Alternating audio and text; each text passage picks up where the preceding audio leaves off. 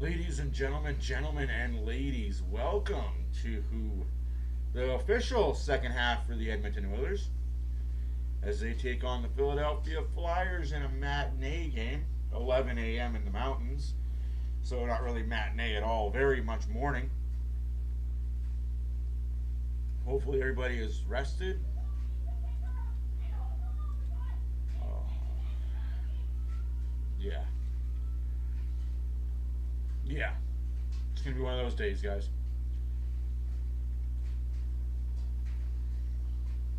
That's it. Hopefully the Oilers are rested and show up on time. I think that's going to be the key thing, is showing up on time.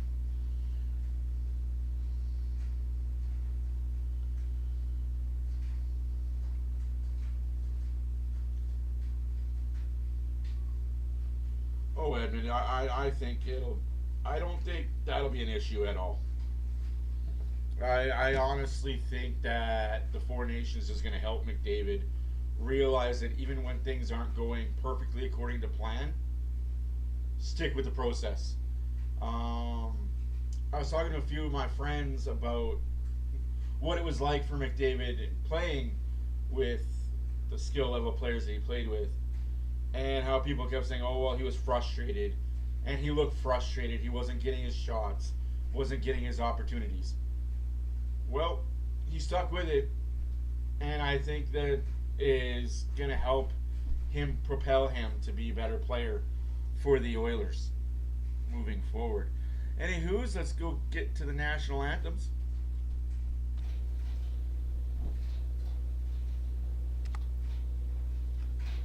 And the Star Spangled Banner.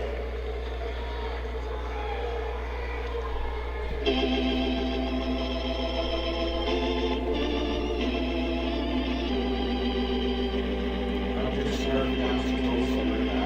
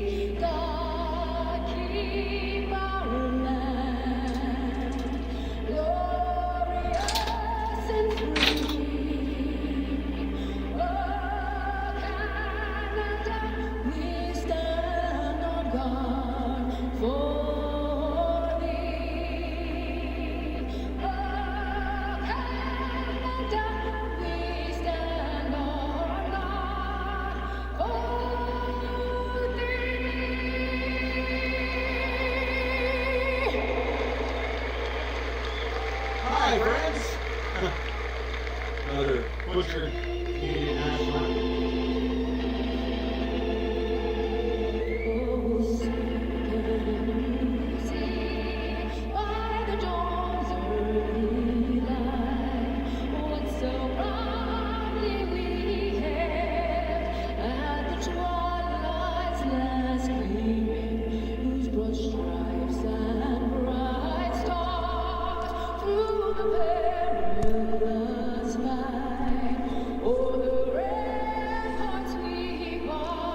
Again, congratulations to Canada on winning the Four Nations Cup.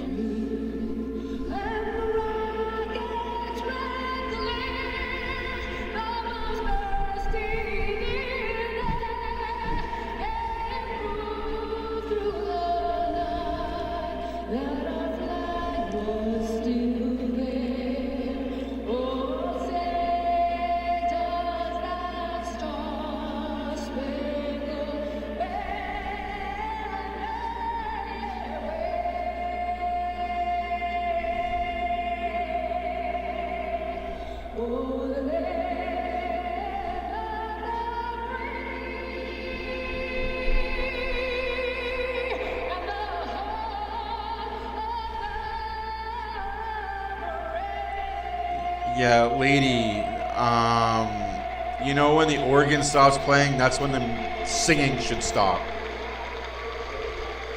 Good God. Tell you what, Lauren Hart does it pretty Good darn God. well. Top 5 around the league. And around the league, we are once again on Sportsnet. It's Jack and Louie from the city of brotherly love. And inside the Wells Fargo Center, the Edmonton Oilers return to action for the first time since February the 7th. And that man, Stuart Skinner, wants to turn the page on what happened 15 days ago. So I gotta say this, guys. After one in an event. If you guys watched any of the Four Nations Cups at all, Four Nation game at all, you saw Binnington give up the early goal. You saw Binnington give up that first goal, kind of bad goals, but he rebounded. Kind of like what we see Stuart Skinner do. Give up the early goal, but he rebounds. And as the game goes on, he gets better. Maybe we need to chill the fuck out in Edmonton with the goaltending controversy that we seem to say goalie is an issue. No. Tonight, and right off the Goalie's not an issue at all. Victor Arvidsson and Garnet Hathaway entangled. We're underway. 27 games left to play for the Edmonton Oilers. Henrik Arvidsson and Connor Brown to start with Ekholm and Bouchard defensively. Here's Garnet Hathaway attacking and shoveling down low. Your starting line's brought to you There by we go. Princess Hey. Station. A sharp angle shot ripped wide by Paling. That'll skip out towards center. Scotiabank believing there's a place for all Canadians in Canada's game. And we all Yeah. after the long layoff, Connor McDavid. Connor McDavid hasn't had that long layoff. We'll see how the rest of the team looks, though. Championship. Oh. Goal at the Four Nations. Nurse is definitely looking like a little rusted bucket up there. Team Canada, the victory over the United States, 3-2 in overtime. Nick Seeler, his shot blocked up top, and then fired on. Speaking of Savoy, already blocked shot for the kid. Into the corner. These two teams hooked up. And a hit. All right, let's go, Matt Savoy. 2-2, I see you. Hey, Christian, how's it going? 2-0 in that game. We won it on an overtime. Yes, Matt Savoy is playing on a line with Draisaitl and Podkolzin. I like to see that. Hey, Chucker, where are we coming from today, my friend? Richard is in attendance. Richard went to college here in Pennsylvania. By the way, guys, I got a new webcam. Hopefully I'm a little bit clearer. I'm a little bit more HD. Apparently everything's okay. Although, is that a good thing? Now you can see all the dimples on my face. The old age.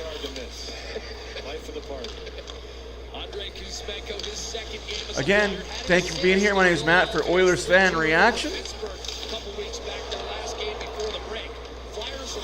Shots are 1-0 Philadelphia. Score is 0-0. 18 minutes left to go in the first period. Here comes Bouchard. Loses the puck. What are we doing?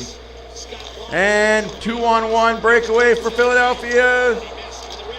Goal, Philadelphia. Good job, Bouchard.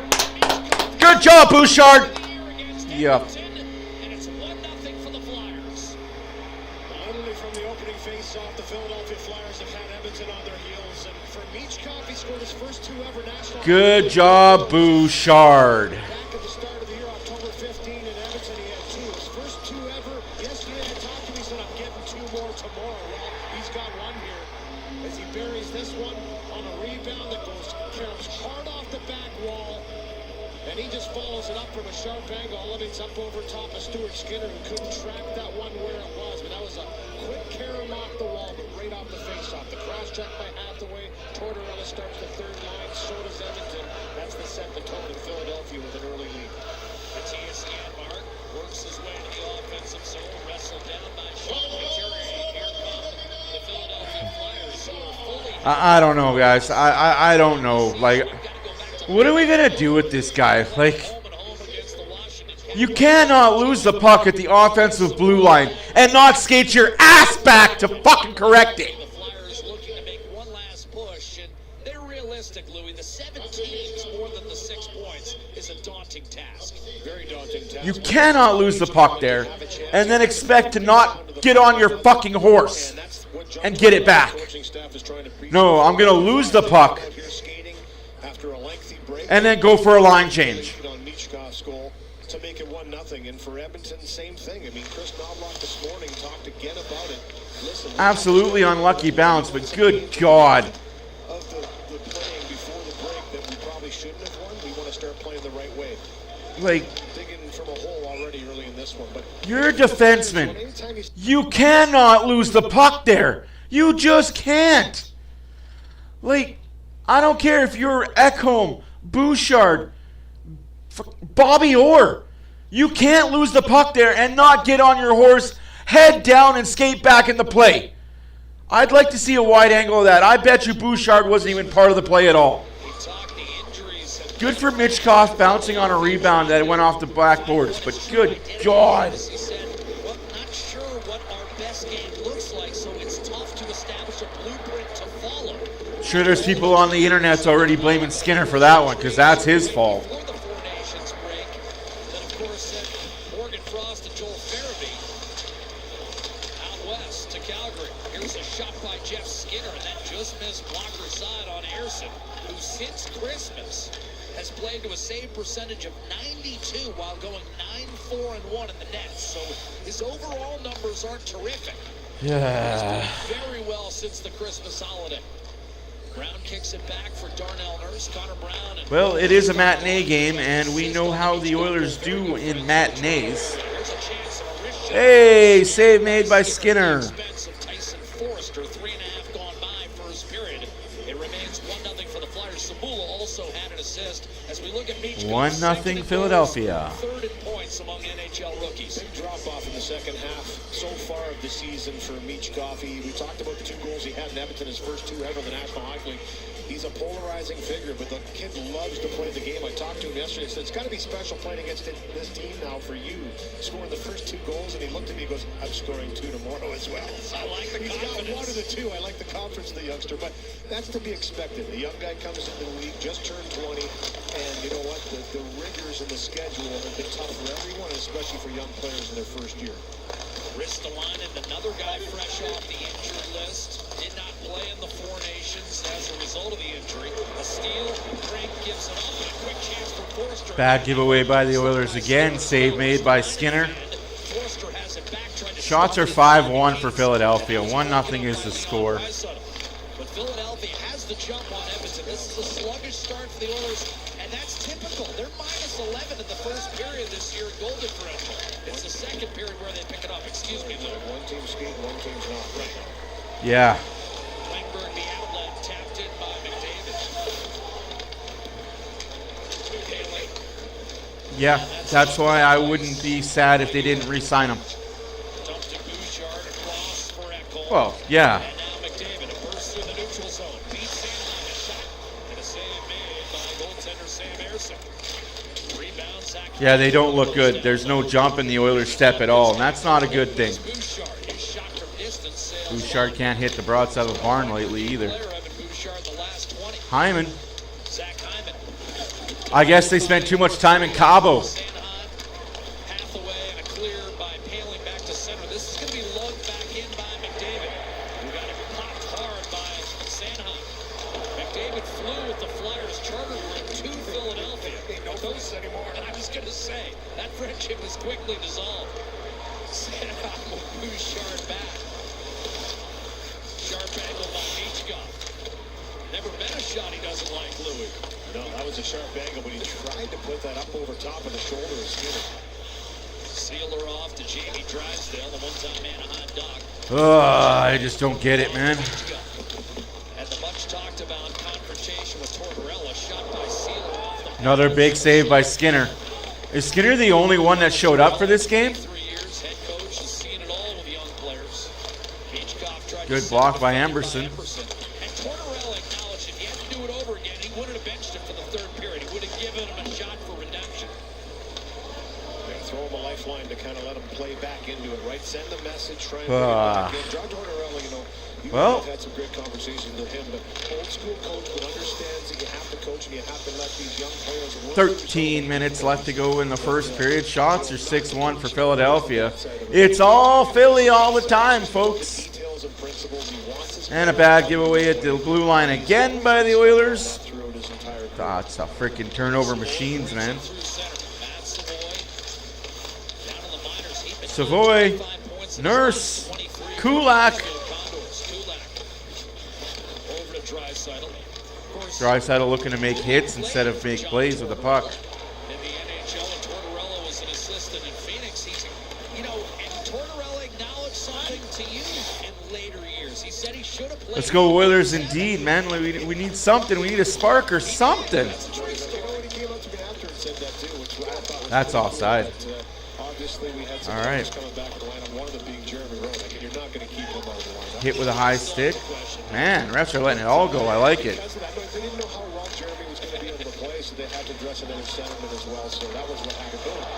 And we score! John Klingberg, welcome to Edmonton. First goal as an Oiler. I don't have a goal thing for him, so hey!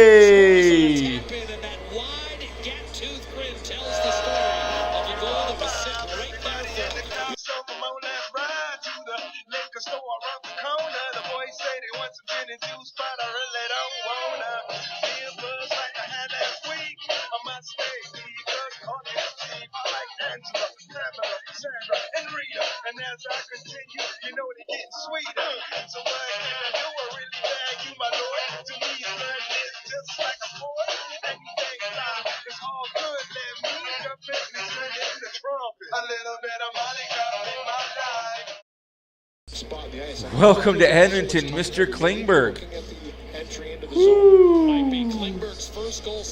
Oh, they're challenging for offside. They're challenging for offside. I still think that's a rebound. He just can't give up on Emerson. That shot did not have. I said that play might have been offside. I think they're challenging it.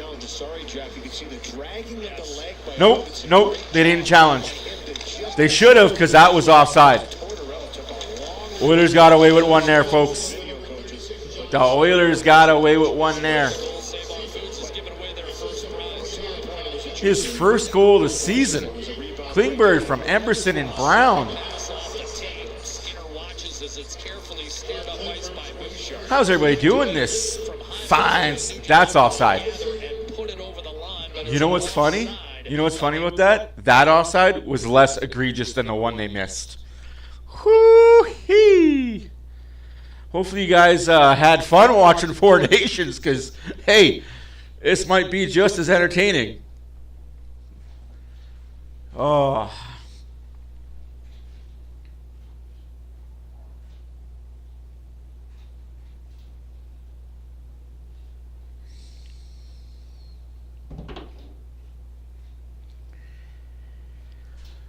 Klingberg gets the game tied up at 1.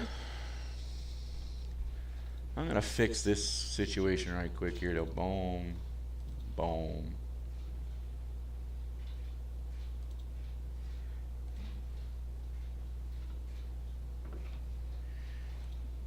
Boom, boom, boom, boom, boom, boom, boom, boom, boom, boom, boom, boom, boom.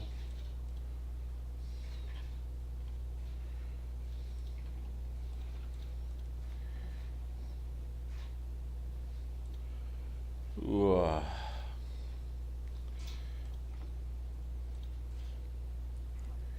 There.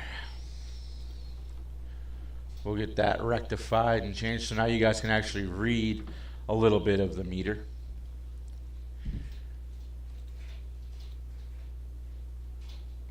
Klingberg assisted by Emerson and Brown.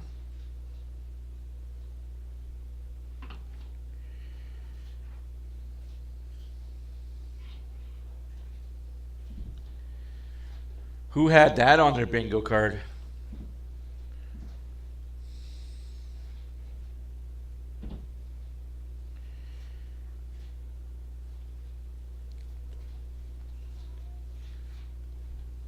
Yeah, that was definitely offside, guys.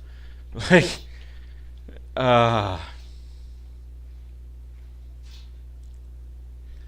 yeah, that was offside. Thank you, Philadelphia, for not challenging, not having faith in your review room. And my hunch is he doesn't see anything definitive there to challenge. Yeah, and doesn't want to put that power play that's been pretty hot. There you go. Yeah, Renegade, I agree, but dude, that Bouchard giveaway was brutes. Nothing before the 10-minute break. No, and it was really close. It was very, very close. And honestly, I don't know what goalie's saving that. I don't know what goalie's saving that perfect bounce off the boards when a guy's wide open with nobody covering him. You could have had Binnington in net, and that goal was going in. But I understand what you're saying. I get it. And I don't understand the hatred for the guy. After a promising start, Philadelphia good 3 or 4 shifts. Edmonton trying to push its way back into this one, getting the equalizer, a turnover by Konechny, and then retrieved and brought up ice. 6-3 of the shots for Philadelphia. 12 minutes left to go in the first period. 1-1 is the score. It is 11:23 local time for Edmonton. So 1:23 in Philadelphia. This game isn't even the first game to be played in the NHL schedule. Detroit, Minnesota. Started an hour before this game. Eventually taken by Brett Kulak, who swiftly advances through neutral. Feeds one to the slot. Corey Perry just about dings that one in. Colorado, as did Draisaitl. Punch free. Owen Tippett. Cross ice Couturier. Good block there by Kulak. Retrieved safely by So in case you guys are wondering, Matthew Savoy is in the lineup. He's number 22 for the Edmonton Oilers. And on the second line with Draisaitl and Podkolzin. Klingberg's feeling it. Skinner tried to drag through traffic.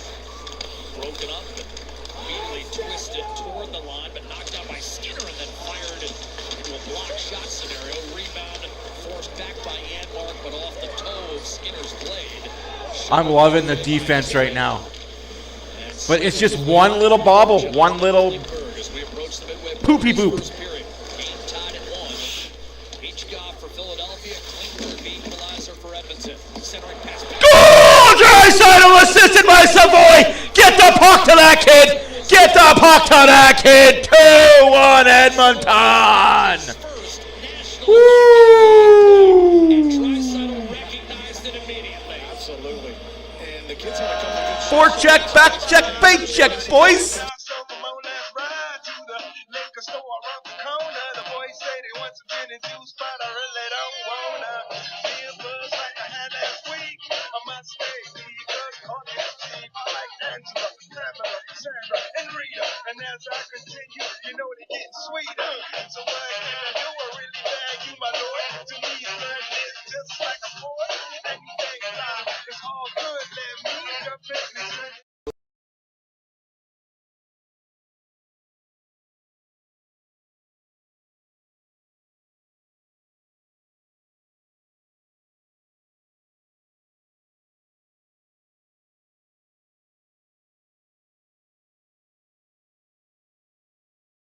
If this is what the kid can do, I'm all right with it. Bakersfield fans, tell me how good this kid is. Klingberg 2 points. Savoy a point. Draisaitl a point. This is it, folks. This is what the Oilers been wanting. Bring the kid up. Icing Philadelphia. Honestly, if this is what the kid can do, what a pass. Forecheck, back check, paycheck.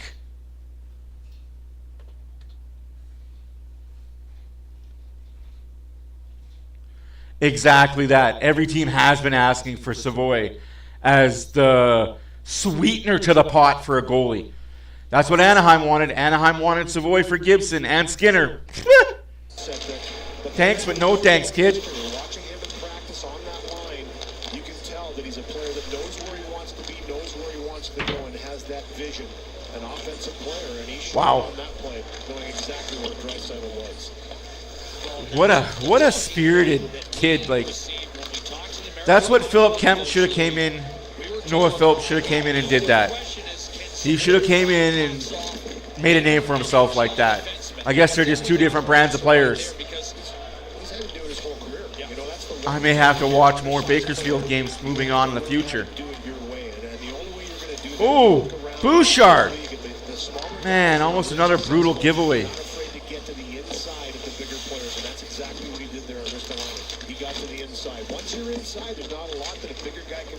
You're not wrong, Kimo. It does. There you go. I honestly think the Oilers at the trade deadline are going to go off of one thing. How badly is Kane wanting to play? He's healthy. This trade deadline is going to be one of two things. They're going to go out and use Kane's LTIR to get a really good defenseman and a really good face-off bottom six depth guy. Or they're going to use none of his LTIR, go out and get a serviceable bottom six veteran and say, Evander Kane, you're in the lineup game one after trade deadline. We didn't use any of your money. We need you. You're in the lineup.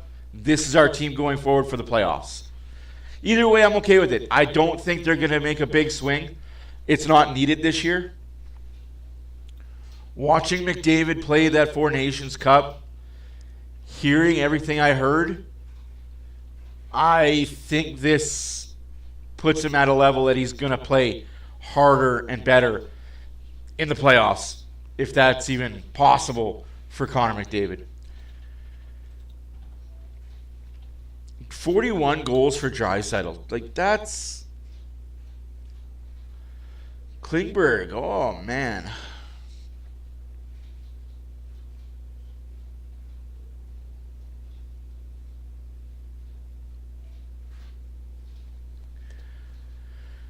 Whew. No, you're not wrong, Keem. We'll deal with it. Like, if you don't like the fact that we have Stuart Skinner as a goalie, and this is what I keep telling people, find me a better option at the same price point. Find me a better option at the same price point. Makes it 2-1 for Edmonton. A nice play by Savoy, winning a battle behind the net. His first national hockey Ooh, game. I like it. Man, I loved it. I'm really liking Matt Savoy. Absolutely, right? Like,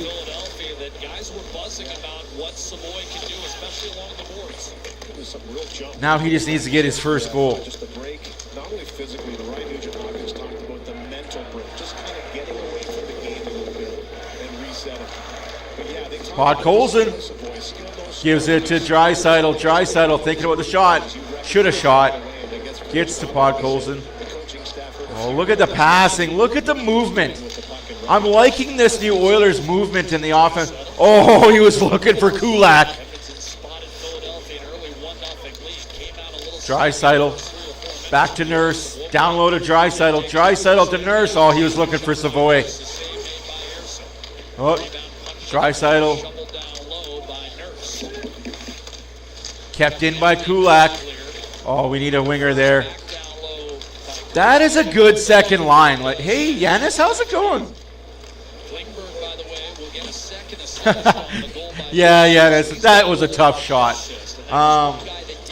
First intermission, I'll show you guys what I saw. Thank you guys all for being here. Absolutely. My name is Matt for OilersFanReaction. If you're new here, push the subscribe button. If you've been here before, push the like button. Communicate with the folks. We're good people. We try to keep it civil.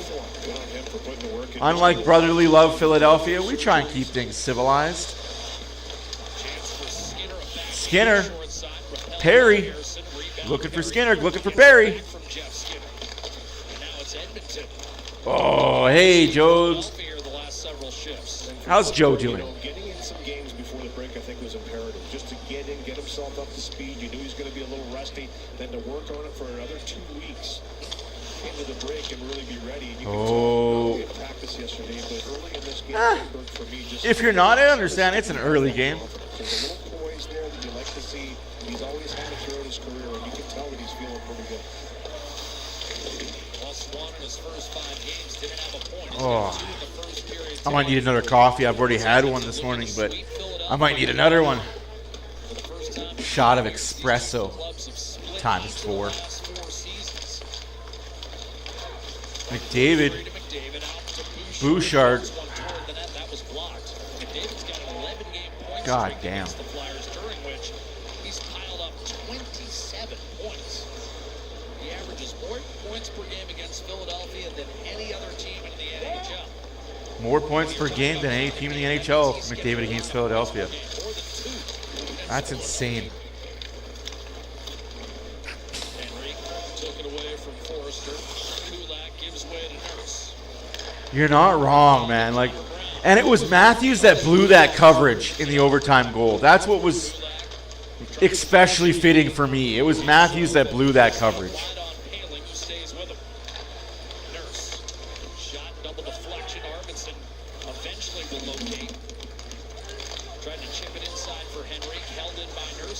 Brown, Arvidsson, and Henrique. I'm not mad at that lineup. I'm not mad at this line at all. Oh, that is awesome. You were there? I heard about it. They stopped the concert. So if you guys don't know, Our Lady Peace and Collective Soul had a show Thursday at Rogers Place. And when Canada scored the overtime goal, everybody in the arena stood up and started singing "O Canada." They stopped the concert to sing "O Canada." That's great. Like, national pride, guys. That's what it's all about. Imagine if they had an American band play during that and they stopped for "O Canada." Getting teary-eyed even thinking about it. Like, That was a beautiful pass by Draisaitl. Nice little hold up inside the line on the great other than that, how was the concert? Was it really good? zone and then finds them. I liked Our Lady Peace. They were okay back in the day.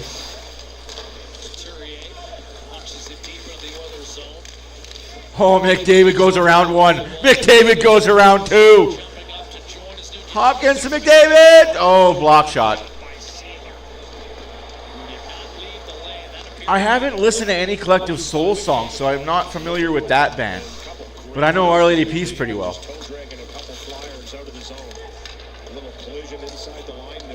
Oh, McDavid just got clipped by Couturier.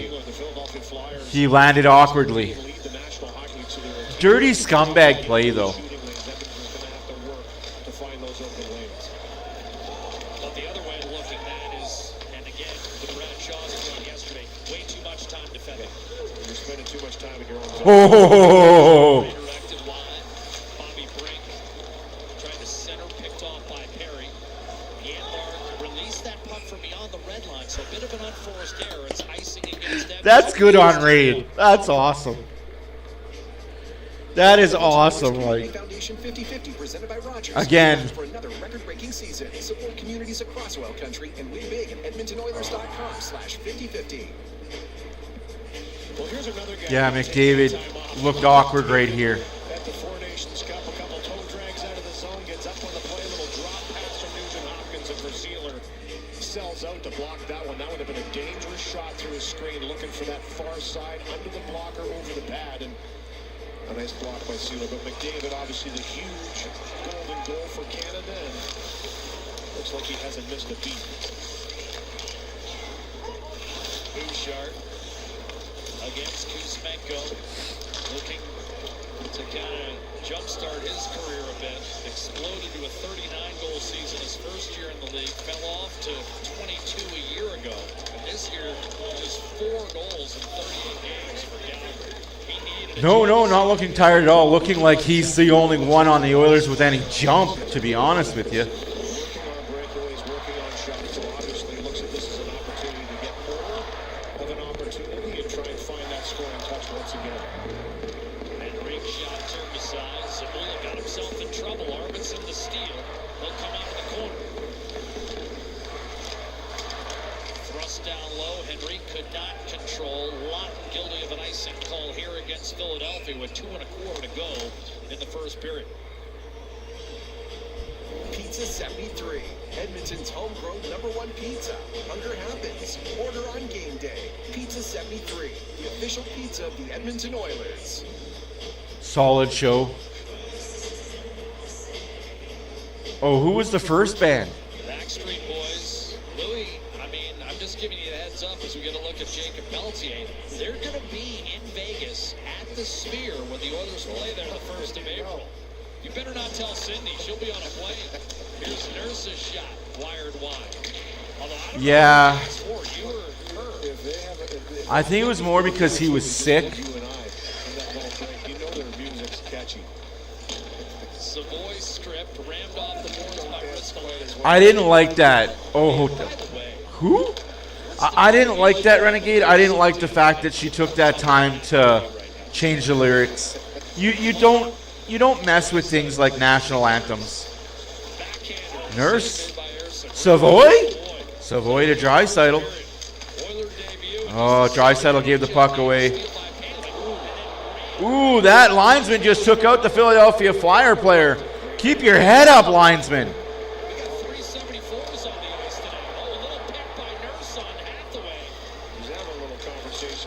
That was a legal pick, illegally done. Oh, now the roughy stuffy happens. I like it. Let them play on, the refs say. Play on, boys. I love it. Yeah, Joe, and I don't like the fact that they did either. It wasn't really government. It was one person in government that thought he would take it upon himself to be the king. It's okay. It'll be changed back when Polyev takes over. But I get what you're saying. He is. I'm loving his brand of hockey. I'm going to be talking about Matt Savoy in the first intermission. That's offside by a wide margin. We got 1 minute left in the first period. 30 seconds to be exact. Here's McDavid working his way through the neutral zone. Checked off the puck by Forster, and that one extra move drew Edmonton offside.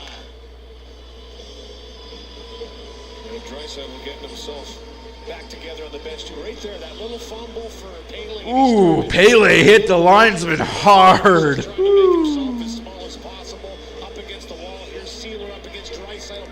That's just a good hard play there by the Philadelphia defenseman. Cross-check wasn't needed at the end, but that first little play there, that was well played by him. We got 17 seconds left to go in the first period. 2-1 Edmonton. Shots are 8-8.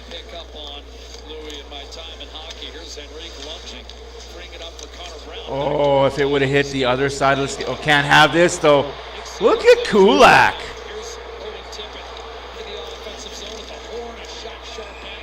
There we go. End the period strong by the Oil. 2-1 after one. We will take that. Like I said, we got lots to talk about in the intermission. Oh, look at this beautiful thing. It's about time. Hey, guys, I'm rusty. You know, I've been away. You know, I guess you guys know this. I've been enjoying my life. Probably a little too much.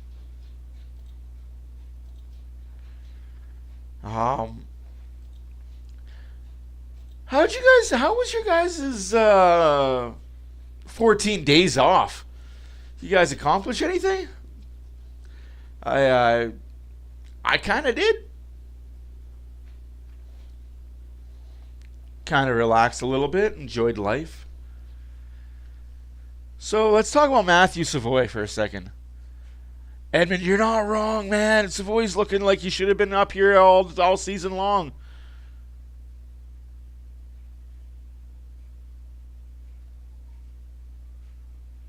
Rogers Place. Yeah.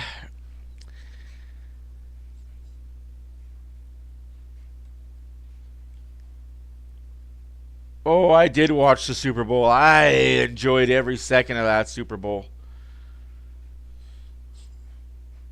I forgot we haven't talked since the Super Bowl. Wow. It's been a minute. The Super Bowl was great. Daytona 500 was really good. The Atlanta race is tomorrow. Pretty stoked about that.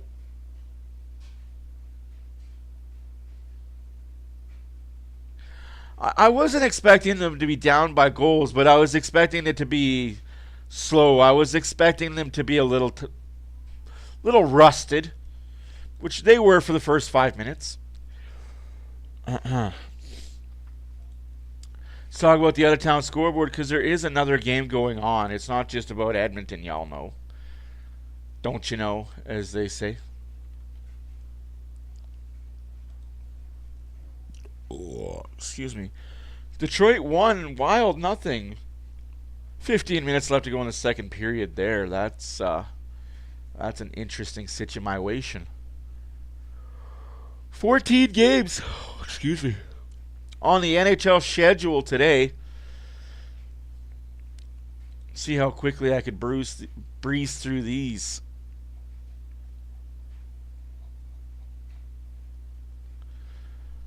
Detroit won, Wild nothing. 14 minutes left to go in the second period. As I said, Detroit's on the power play there. Oilers 2, Flyers 1. Goals by Draisaitl, Klingberg for the Oilers. First goal of the game was scored by Machkov, his 17th goal of the year. Klingberg gets his first goal as an Oiler. Savoy gets his first point as an Oiler. Games to be played later today. The Capitals are in Pittsburgh to take on the Penguins. The New York Rangers are in Buffalo to take on the Sabres. The Seattle Kraken go to Florida to take on the Panthers. The Dallas Stars are in New Jersey to take on the Devils. The Colorado Avalanche are in Nashville to take on the Predators. That's an important Central Division matchup. Ducks are in Boston to take on the Bruins. The Hurricanes are in Toronto to take on the Maple Leafs. The Canadiens and Senators renew their rivalry in Ottawa. The Blackhawks are in Columbus to take on the Blue Jackets. The Jets are in St. Louis to take on the Blues. The Utah Hockey Club is in LA to take on the Kings. And the Canucks are in Vegas. Pacific matchup. That game has lots of implications. Lots of good, lots of bad, and a lot of indifferences. Now, the shots are 9-8 for Philadelphia. The faceoffs are 53-46 for Philadelphia. The hits are 8-4 for the Oilers. The block shots are 5-2 for Philadelphia.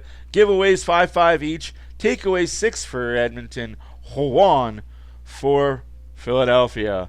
This is the second game of the two-game series they play in the season. The Oilers won Game 1 4-3 in overtime against these Flyers on October 15th. Now, I want to show the goal. I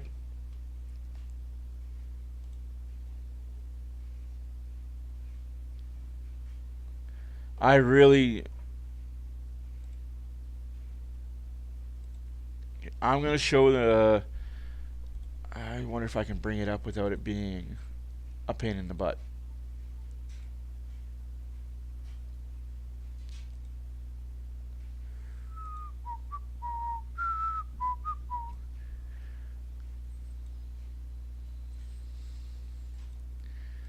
I wonder.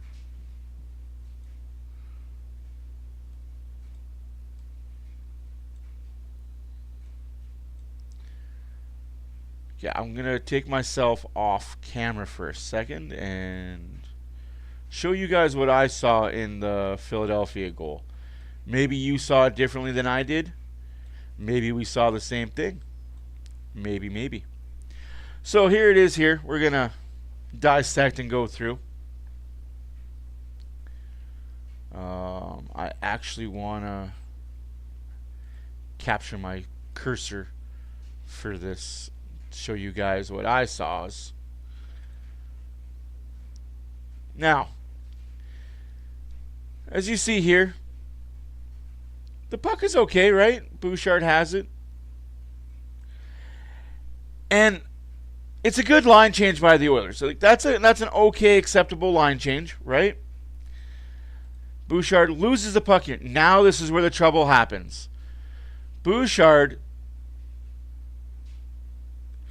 I'm sorry, right here, number 2, if you lose that puck, you better be the fastest guy down the ice. You should be where Hyman is right now. Bouchard, if you lose the puck, you should be where Hyman is. You shouldn't be behind him.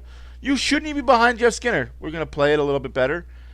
Shot off the end boards. And this is what I hate about these new NHL arenas and these new boards that they have in. They're not new arenas, but the new boards they have. They are lively in the yellow. They used to be dead. If you hit the yellow part of the stanchion or the yellow part of the board, it used to just kind of ping off them and not really do anything. Now they're flying off of them. So, like I said, and again,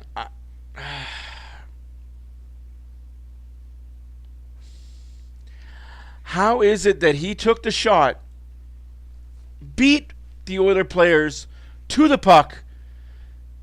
So we're going to show this again in live time. Bouchard loses the puck. 39, Mikov shoots it off the end boards That just cannot happen. I'm sorry, guys. I get it. But as the Oilers themselves, that just can't happen. The guy shooting the puck should not be able to cross the front of the net, get to the loose puck before Hyman, McDavid, Nurse. Again, Bouchard, what are you doing? You're not even the fourth guy in. Anywhoosies.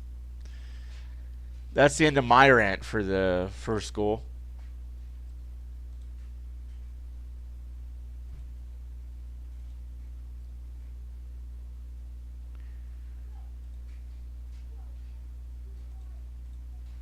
Like, it's stuff like that just cannot happen.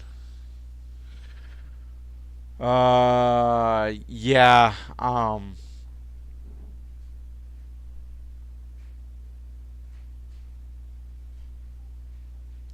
They raised their prices on everything again. Yeah, you can thank the city of Edmonton for that. And it's a very well-known or not well-known secret. The Oilers don't control the concessions at Rogers Place. City Council does. The city of Edmonton does. So, yeah, if you got a gripe with concession prices, talk to City Council. They are the ones in charge of that. Yeah, I thought they'd be super slow. Yeah, you're not wrong. Like, I love what Savoy brings. I'm becoming a fan of this guy. I mean, I was a fan of him before. I honestly didn't know what to expect from Matthew Savoy, but hey, I'm glad.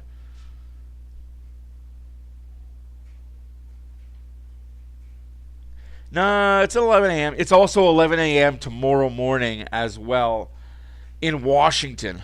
Imagine that.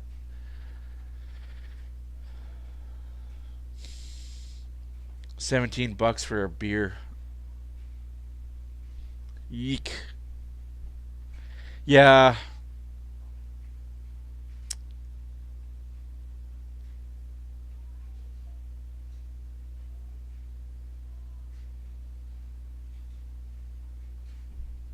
Yeah, when we go to hockey games, we don't buy things in the concession. We eat beforehand.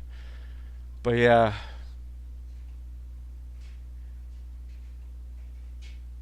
Yeah, so yeah, like, that's one thing that I hate, but that was part of the deal. Like, I guess, I guess it's been enough time that people know that I was who I am and where my background is. Part of the deal with the Oilers getting the arena downtown was all concession stands are controlled by the city of Edmonton.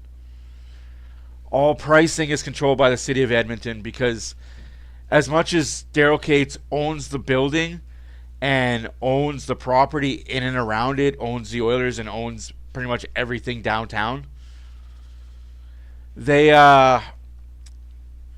only way for city council to approve public funding, taxpayer money, was if they got their cut. So they get their cut every night. And the interest rate that they were charging Cates to pay the money back to the taxpayers was ridiculous.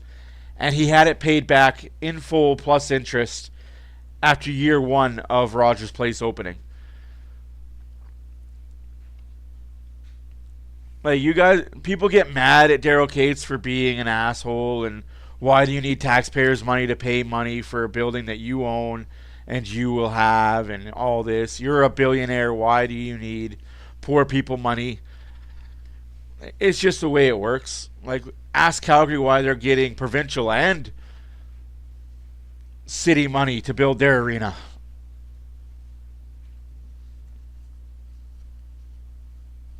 Dan, I love these matinee games. As a guy in Denver, you would.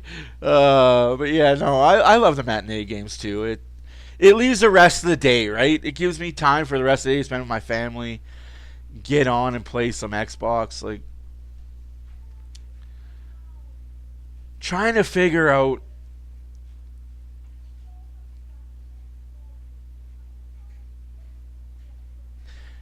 Yes, but the Ice District Hospitality in itself is owned by the city of Edmonton. That's one thing people get confused on. Ice District Hospitality is not part of the OLE Oilers Foundation Group. That's part of the city of Edmonton group.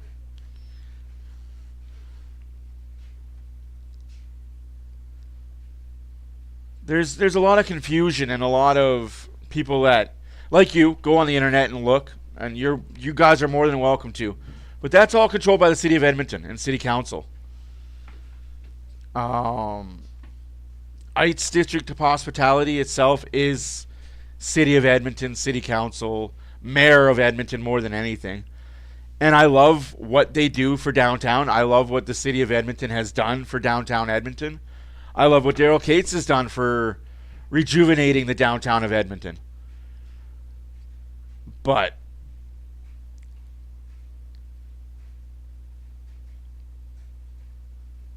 I don't think he's gonna play the remaining ones unless he does this game in, game out.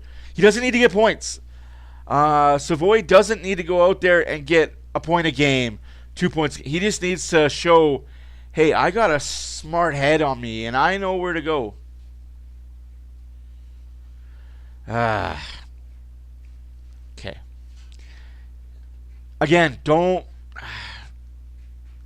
I'm not going to argue the point. I'm not going to argue the point. It's, again, read what you want. I'm not going to argue the point. Not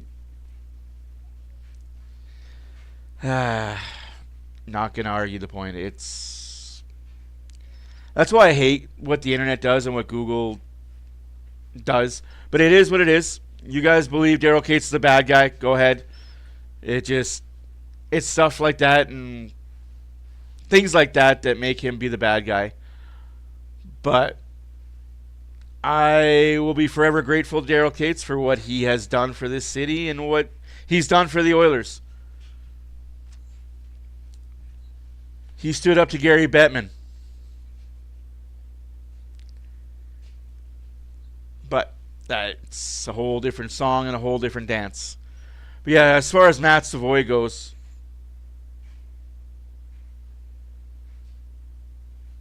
what do you mean how many more games for Klingberg? He's in for the rest of the season.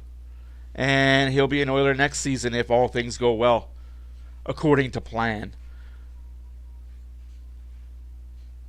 Savoy is...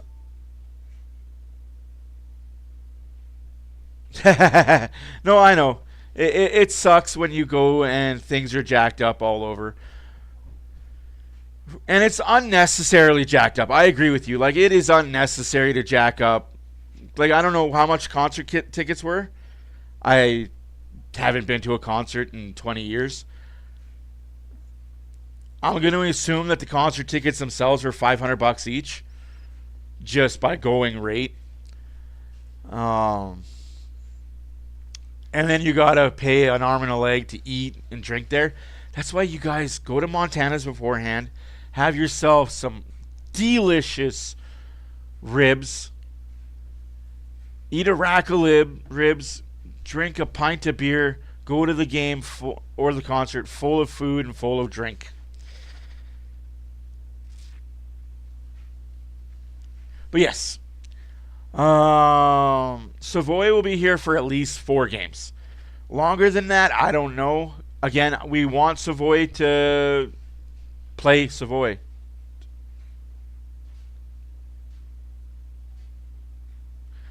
Your dog is a jerk. No, I'm just joking. You know, you're not wrong, and I'm okay with that. The Oilers don't need to go out and be spenders. They just need to figure out their starts. That's not bad. So $235 for 2 tickets. That's not too bad. That's still a hefty price, but could be a lot worse. Could be Taylor Swift tickets, right? Oy.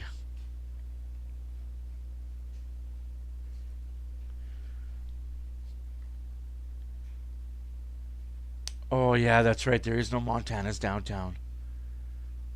See, I live on the south side, so there's a Boston Pizza right there, though. Like that's still a good spot.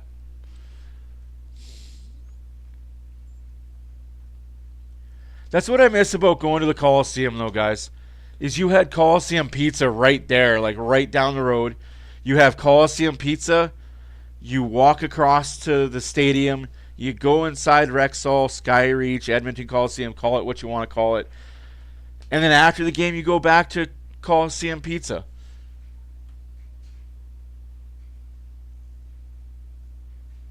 Oh, man, it is stupid early. But I don't mind. Matt Savoy, look at this. Just a dog on bone. Nice. So you got to blow your eardrums. That's awesome, man. Like that. Second period is underway. 2-1. For the Oilers. Ouch.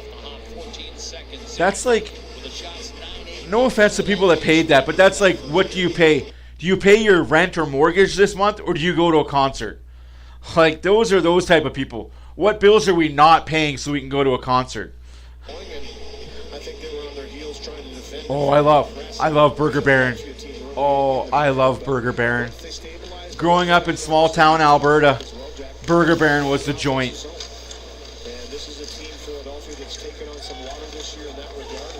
Yeah, you're not wrong, but that's a... Ooh, Philadelphia almost started this period off hot and early. Still might. That's not a bad trade, though. McLeod for Savoy. It's funny how nobody's talking about McLeod being the one that got away. That's offside, Edmonton. Smart. I worked in the lumber industry for many years in a lumber mill. Earplugs are key and essential.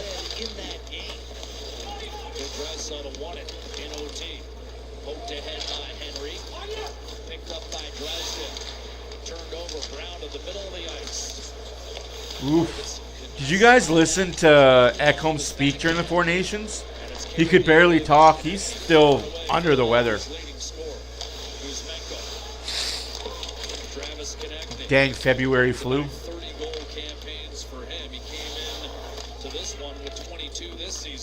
You wore earplugs? That's pretty cool. Oh, yeah. I'm a big fan of Swiss Donair, though, if I'm going to be honest. If I get a Donair, I know what I want for supper. What a goal. What a goal. Tied at 2. What a goal.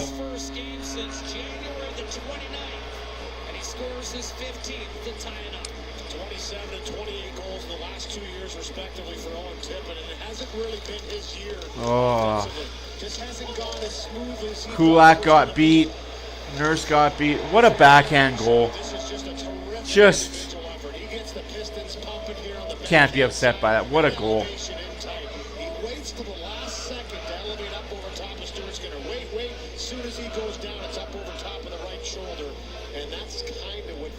Oh. That sucks, but hey, that's why you have a 2. Yeah, all 4 teams had flu issues. Everyone got beat on that goal. You're not wrong. Everybody got beat. Swiss Donair is amazing. Oh. Owen Tippett unassisted. Good for that. That was a nice, pretty goal. You can't be mad at those, eh?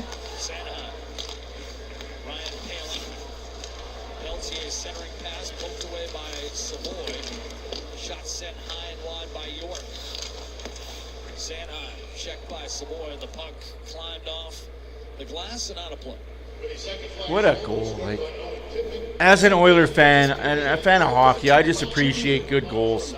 And that's what that was. That was just... His 15th goal of the season. Backhand roof daddy like he's Connor McDavid. Flyers come out to a hot start here in the second period, and the one thing they're looking to do, and on that goal by Tippett, it's a prime example, they're looking to shoot the zone as soon as they can. And what was that goal? Just a pretty backhand. That was just a guy skating to a spot, finding the puck before everyone else, and roof daddy. I guess unless you play hockey, we really don't appreciate how hard it is to score.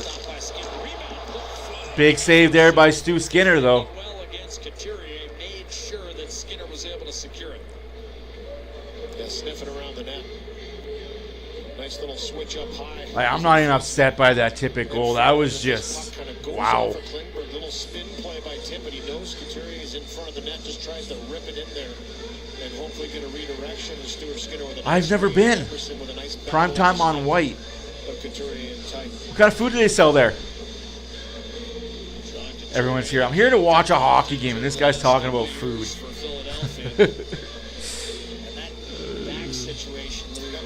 Like, I don't think you guys understand how hard it is on full speed to backhand a goal like that. Like, to take a backhand shot, roof daddy like that.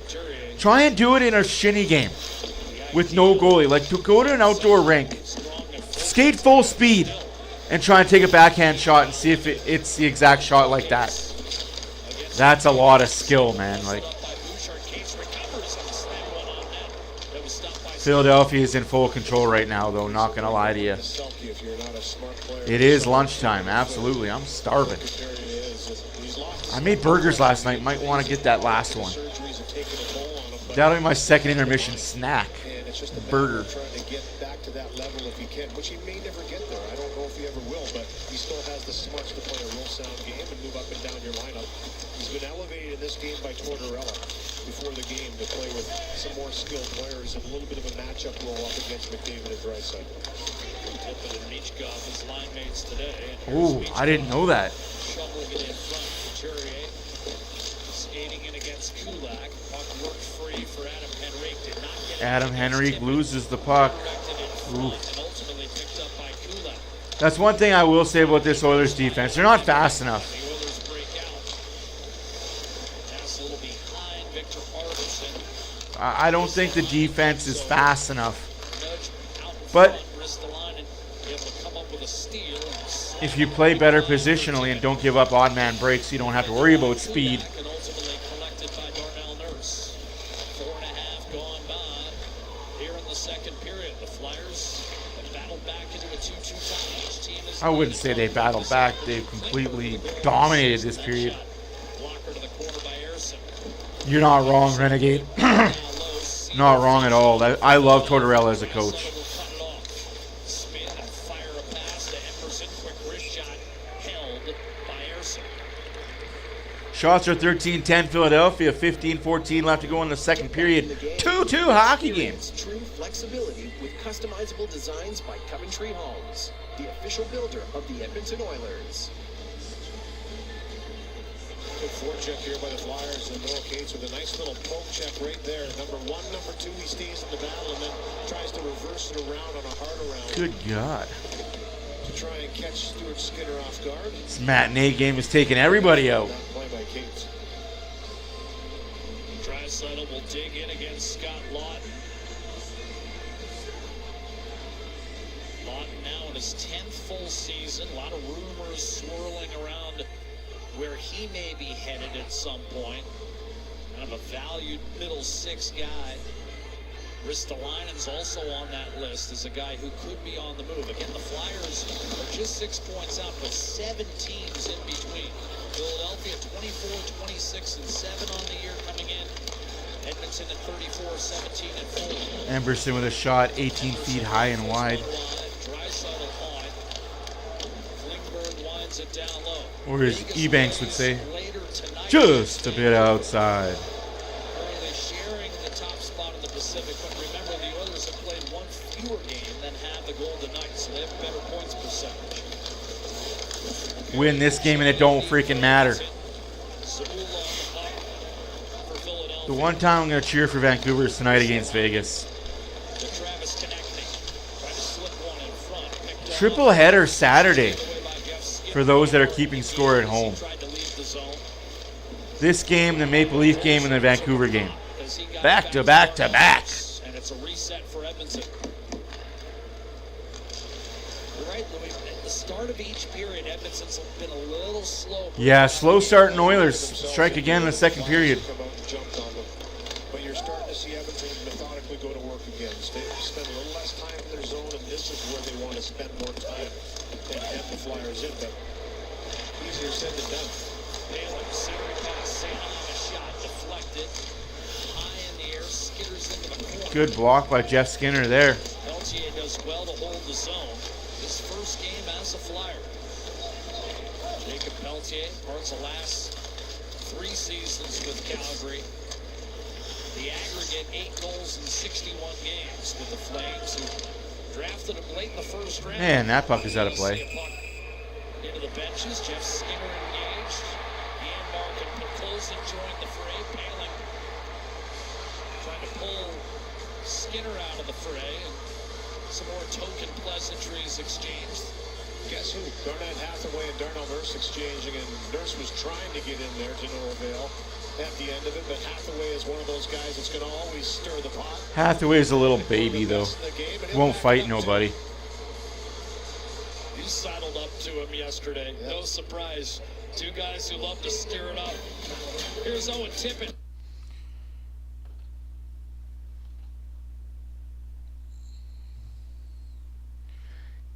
Yeah, I hope Vegas gets taken to the woodshed tonight. Lots of rumors still swirling out of Vancouver.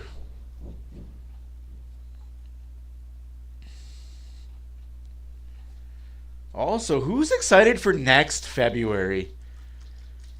Winter Olympics in Turin, Italy. That's going to be a fun time. So again, next February, 14-day break for the Olympics. Who needs all-star games when you can have Olympics and 4 nations every other year? Oh my goodness.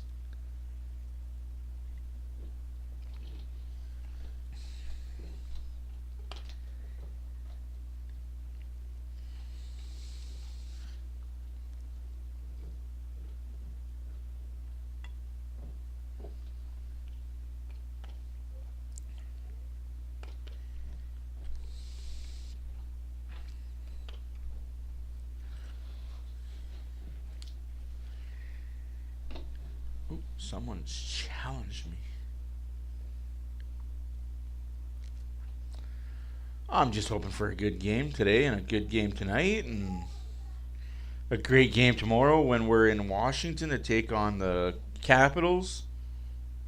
In Drumheller, Alberta, February 21st, 1925. She worked at the post office. 1925. Approval for her future husband, Frank Lacey. She ended up moving to Lacombe in 1954, 6 kids, and they are celebrating her birthday, and everybody around her gifted her a Lacey 100 jersey. Happy 100th birthday to Vera Lacey.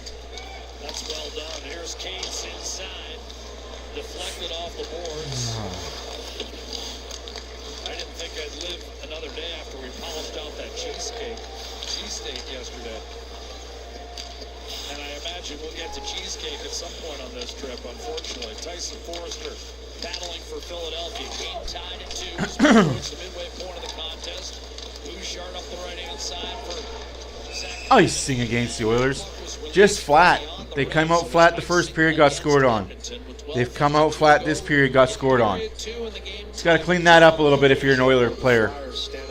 Flat starts. A young defense core with some veteran players that are trying to provide that insulation, but they're standing up, and that's John Tortorella as well and his coaching staff saying, listen, we're going to have to learn the right way, and sometimes we're going to take some lumps, but keep that gap as strong as you can. And right there for Hyman, that's at the red line, and he was forced to chip that a little early and created this face-off in the offense. Bouchard with another bad giveaway goal. 2 2 giveaways by Bouchard, 2 goals by Philadelphia. Sean Couturier, his 200th National Hockey League goal, 9th this season. Well, there you go. That's why you want offensive zone faceoffs. And here it is here. Look at this gap right here. It's just a nice job to hold that line by Cam York, a young guy. He knows Hyman's barreling down on him, but he has confidence in his partner's skating ability, Sam Hyman hit. And then a face-off in the offensive zone. Always a potential for a chance. And they take advantage of a clearing that just doesn't get out of the zone. It's on Edmonton's stick. It's a turnover in zone that doesn't get out. Fuck Bouchard, man. Like, that has to get out, man. Oilers win the face-off. Oh, bad giveaway again by the defense. This time Skinner. What are we doing as Oilers defensemen this game? Drysdale leaves it for Tippett. Some self-inflicted wounds here as Skinner shrugs off another chance from distance by Tippett, who got a second assist. I'm not even mad. So he has a goal and an assist in this period. It's Philly 3-2. Another giveaway here. We talked about the stick of Couturier. The last second, he puts it right into Bouchard. Bouchard's already looking up ice to where he wants to go. But a little piece of Bouchard, man. Down and turnover in zone. And the Flyers make short work of that. It's Beachcroft that picks it off. He finds Couturier and buries it 3-2. And it's that pressure once again we talked about. But all that created on a good gap by young Cam York to make sure that he stands up, forces the icing, forces an Again, if you guys think that Bouchard is worth more than $5 million, give your heads a shake. Just turned 32 in Yes, I did hear about the earthquake that happened in Vancouver. Kind of crazy. 200 NHL goals now.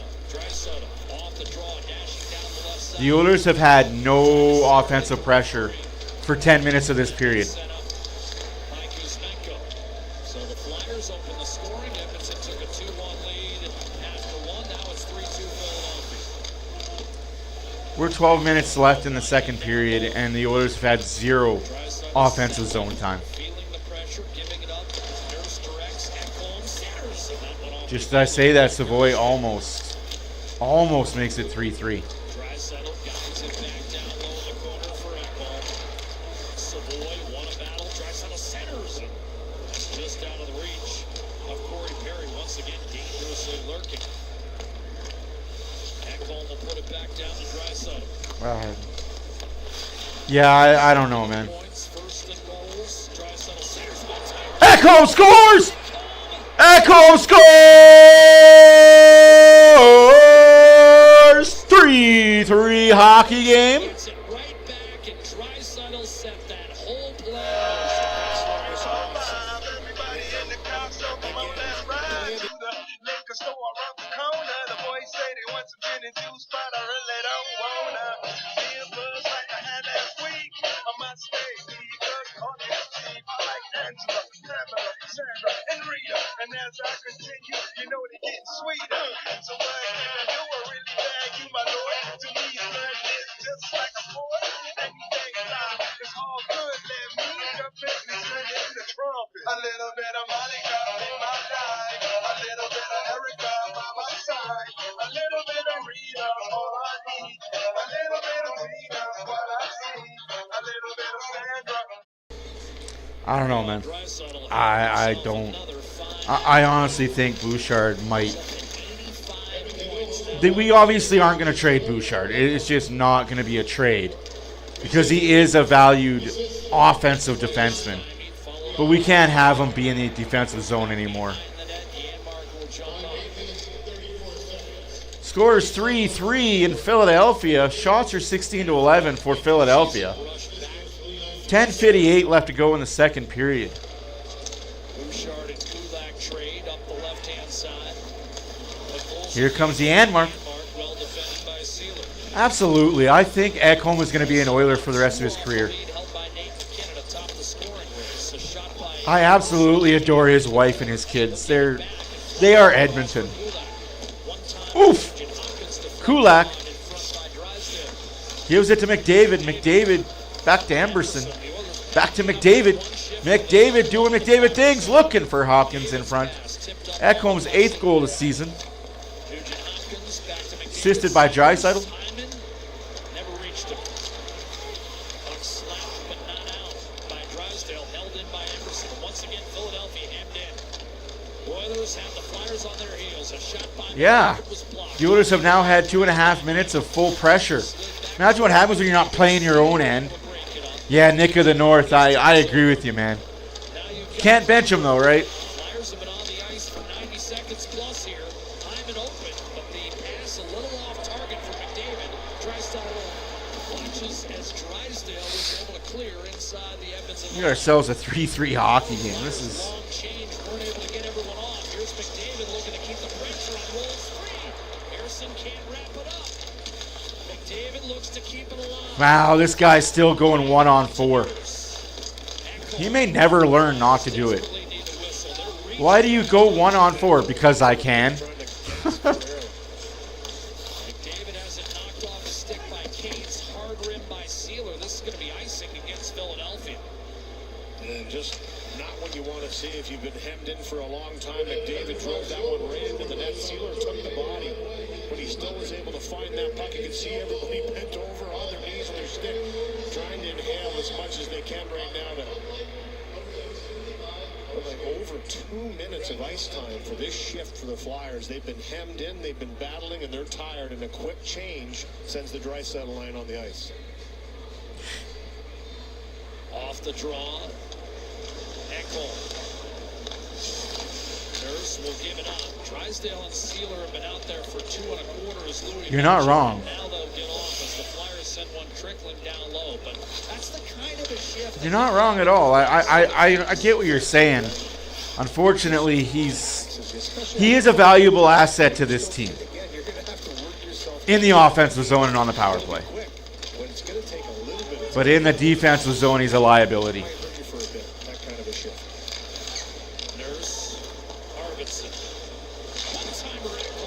Ekholm looking for his second goal.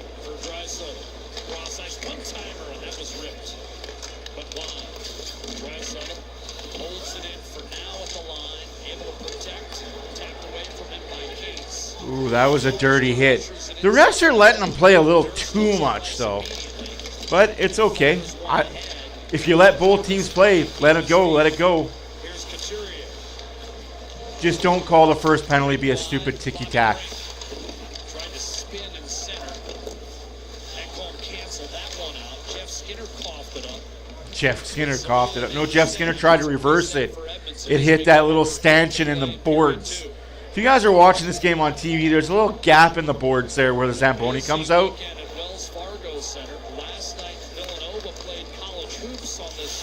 I got that from a buddy of mine. What a bad line change. 4-3, bad line change.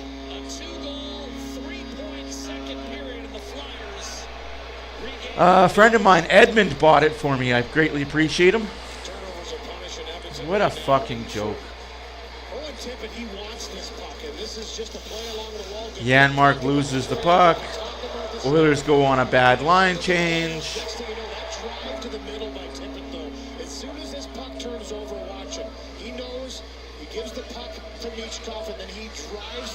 To the net, gets the inside position, and a beautiful little backhand pass by Michkov again to find Tippett on the forehand. 4-3 Philadelphia. Oilers are beating themselves.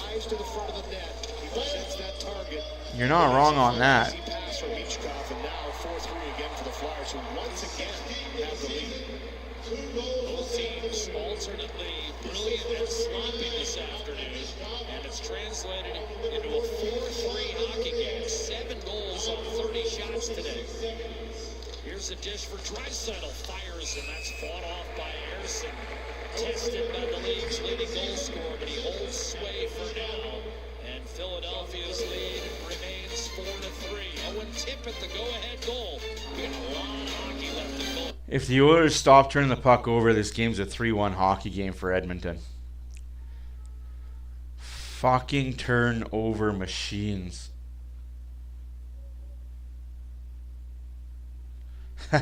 Bet the over. Tomorrow, bet the over as well. Calvin Pickard will get to the net tomorrow as the Washington Capitals host the Edmonton Oilers at 11 a.m. again. It's this team needs to stop giving the puck away. You're going to say that was on Skinner? Interesting call on that.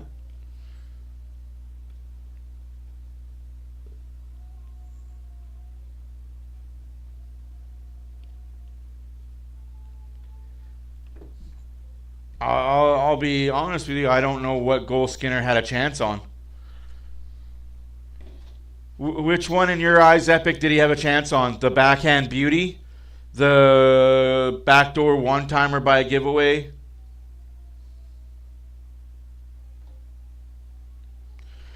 You're wrong about Skinner. Like I will defend this guy till I'm blue in the face. When he lets in a bad goal, I am all for the criticism when he lets in a bad one. When he lets in that whiffer from the center slot that he's squared to and there's no screen, absolutely. Lambaste him, roast him. But which one should he have had? The one that bounced off the back wall onto the player's stick and went in the back of the net. The backhand beauty. The giveaway by Bouchard, which was a 2-on-1 in front of the net. So which one's on Skinner? This one, the first one? That one where it's backdoor Couturier by himself? That one backdoor to Tippett? Like, I don't understand what you're saying, Giannis. I watch the highlights. Which one should he have said? Which one should he have saved? You tell me a goalie that's saving any of those that he just faced. And he's shown it a couple of times here with 2 primary assists. I'm just saying. That's just a dumb comment, all 4 that are past him. So you're saying that Binnington should have made all the saves he faced at the Nations? Hellebuyck should have saved that shot from McDavid in overtime? Is that what you're saying? That every goalie should make every save every time? No, Hellebuyck wouldn't have. If Hellebuyck would have made every save, he would have made that save on McDavid in overtime. Ottinger, did you not watch the Sweden game? I'm going to call you out on your bullshit right now. Did you not watch Sweden USA? Sweden destroyed Ottinger in that game. Now you're just being stupid. I don't have time for stupidity. Dude. I don't know, man. You're clearly out to lunch thinking that any goalie could have made one of those saves.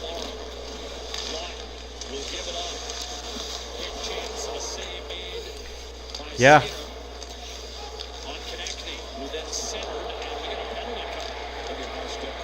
No, but that's a problem, Dan. That's a problem, Dan. These idiot fans want Stuart Skinner to be perfect. These idiot fans, and I'm calling you an idiot fan right now, Giannis. These idiot fans, it's either Stuart Skinner is perfect or he's a bum and he doesn't belong in the NHL. It's stupid. It's stupid to put any of this on Stuart Skinner. I'm sorry. Which one was Skinner's fault? The one where Bouchard had the puck in the circle below the net and he flubbed it to the slot? Backdoor play where nobody was covering the forward? Like, all I'm saying is look at these goals that are scored today and tell me which one Stuart Skinner had a chance at saving. I'm just sick of this criticism on Stuart Skinner every time a goal goes in. Yes, Picard is in net tomorrow because, well, it's a back-to-back. Unless you pull Skinner and you put Picard in, which would be silly and asinine.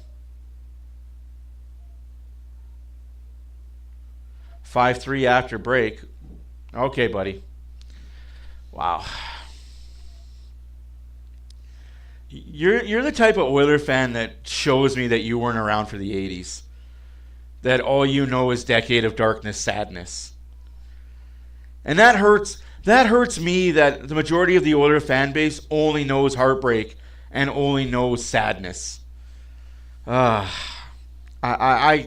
will never empathize, and I know I will never sympathize with an Oiler fan not born before 1993.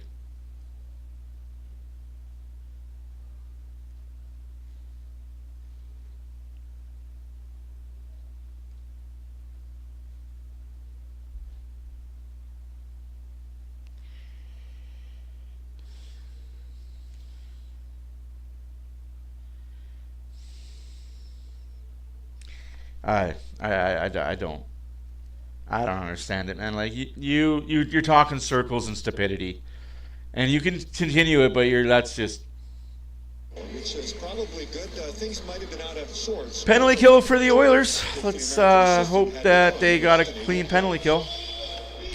The super clean penalty kill.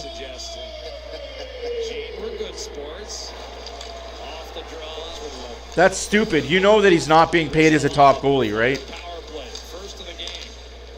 Connection, snapshot. Oh, what a save by Stuart Skinner.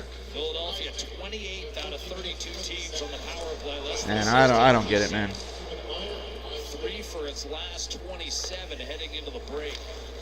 What do you want, Janice? Like, On the other hand, I'm going to be honest with you, Janice. What do you want? Do you want a high-octane Connor McDavid, Leon Draisaitl, Hyman, Hopkins? Do you want an octane offense or do you want a good goalie? Because you can't have fucking both. You can't have Draisaitl and McDavid and then go and pay $10 million for a goalie. It's just, pick your poison. What a save by Stuart Skinner again. I don't understand Oilers fans like you, man. I don't get it. Like, I appreciate you, but damn. I will never understand the fan that thinks that Skinner is a problem. That's 5-3. I guess he was right. Credit where credit's due. He called it.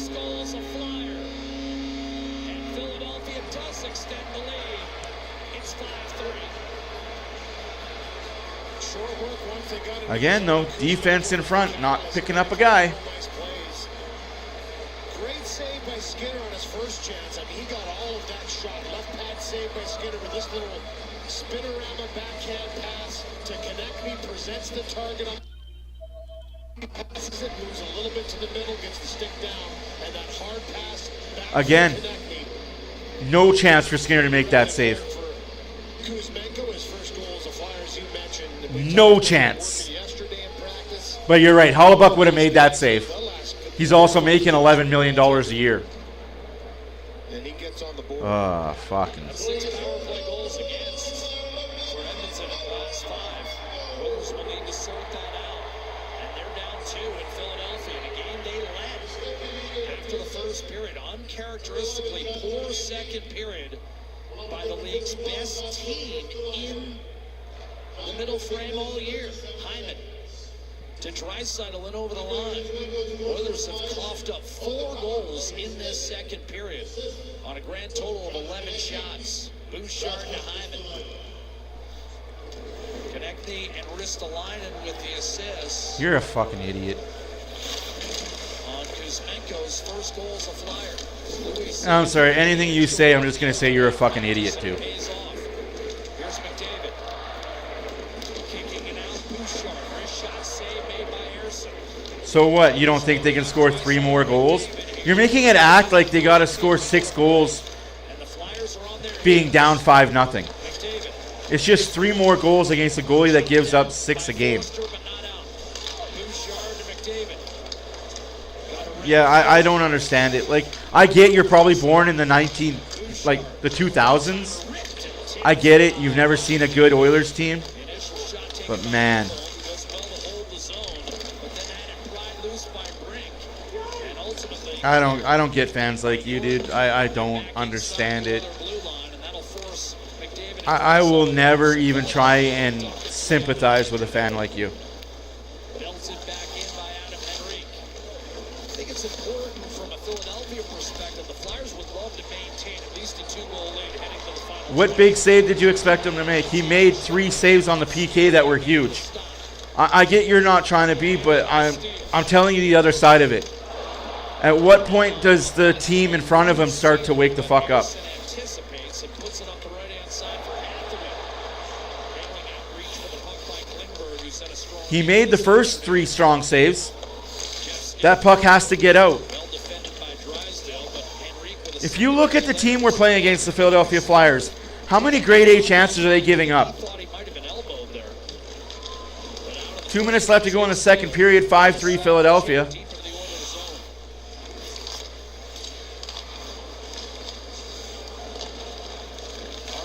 Wrapped up with Zamula. Edmonton has not been awarded. Where's the call there, ref? No power plays coming for the Oilers. Like, I get your guys' frustration. Oh, breakaway save by Skinner, but yeah, you're right. He doesn't make big saves. Have broken it wide open there. And there's another example of how fast the Flyers take off out of the zone. Michkov was gone. And they've caught Edmonton a couple of times. YG's Edmonton, yeah. The goal in the game in the second period. Early in the second period, that one there was a great chance. Century Casino. All in. You're not wrong. But when your goalie does bail you out the first time, and the second time it just...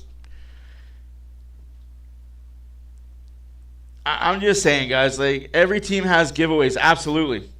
But every team also doesn't give the puck away right in front of their net like the Oilers have done twice this game. Once in a while, love to score goals. And he says this Michkov kid talks about goals all the time. No, you're right. And you saw it there. As soon as he saw an opportunity to take off, create a great chance. Breakaway for Philadelphia again. He's sniffing on the offensive side. You have to watch him. Wide open net, breakaway, wide open guy. Where's the Oilers defense, guys? Let's blame Stu for everything, right? Because Stuart Skinner's out there giving the puck away. Stuart Skinner's out there not covering a wide open guy.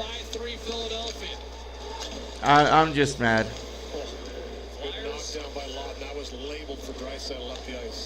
You guys have clearly never played a fucking game of hockey in your life, and it shows.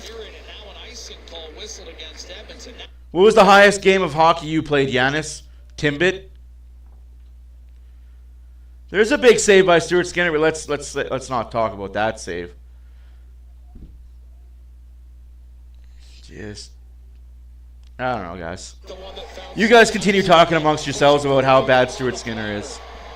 I will just ignore it.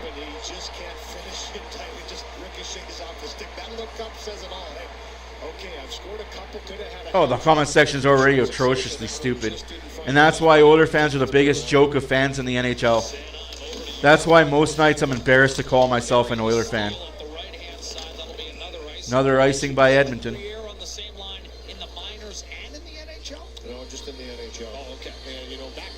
Like, I hate to tell you this, guys, and I hate to be the one to tell you, but the Oiler fans with the league are the biggest joke fans.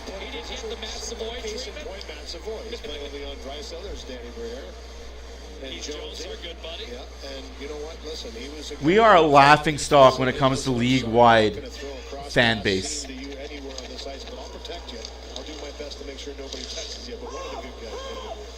How's that offside when the Philadelphia defenseman hit the puck? Make that make sense. Oilers standing around doing nothing. You see what you see. Well, you don't see things clearly. Why don't you go and dissect every game, every goal that scored this game, and you see what you see? Just shut the fuck up. You see what you see. You see nothing then. You're blind as a bat if you see what you're saying you see. So what you're saying is Stuart Skinner should always give up short side goals. He should always anticipate the cross crease. He's found some life. All right. Show me a goalie that gives up, that stops every cross crease, and I'll show you a goalie that lets in the short side soft ones. To Skinner's right-hand side. Kicked into the corner. Arvidsson up the boards. One time by Kuzmenko in front. Connecting, won't get a shot away. Good play by 5-3 after 2. Congratulations to the haters. You guys are getting exactly what you want.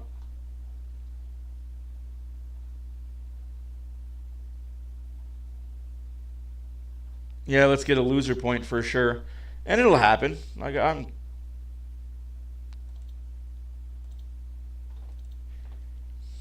What do you guys want? You want Skinner to make every save all the time. You want to be perfect, and if he's not perfect, well, F Stuart Skinner. He sucks.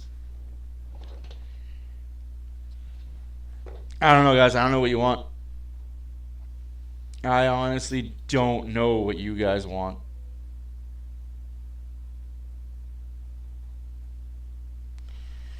I've been a fan since 1984. I've watched the Oilers play hockey since the mid-'80s. I got to tell you, Grant Fuhr didn't have good numbers. Bill Ranford didn't have good numbers, but they won cups. I think today's NHL fan, and this isn't just picking on one person. I'm going to go out on a limb and I'm going to generalize. I'm going to generalize right now. If you guys don't like it, well, that's on you. Today's NHL fan wants their goalies to be perfect. Today's NHL fan wants their goalies to be 900 better save percentage. They want all their goalies to be Patrick Waugh, Martin Brodeur, Hollebuck. They want all their goalies to play like 10-year veterans when they're only 3 or 4 years in the league. It's just not fucking possible, guys. Do you want to know why Cam Ward won a cup and has only won one cup when he played? Had nothing to do with him in a rookie year. It had everything to do with the great team Carolina built. Do you want to know why Vasilevsky's so good? It's not because he's amazing. I mean, he is. But it's the defensive structure in front of him.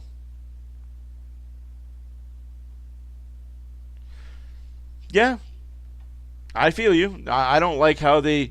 It's like I said the other stream. The Oilers are bored. The Oilers players are bored. It's scary how quickly they can turn it on and score 4, 3, 2, 1. They can erase a 4-goal lead. But he won a playoff. He won the rookie year, right? Like, that's all I'm saying is people expect Cam Ward results.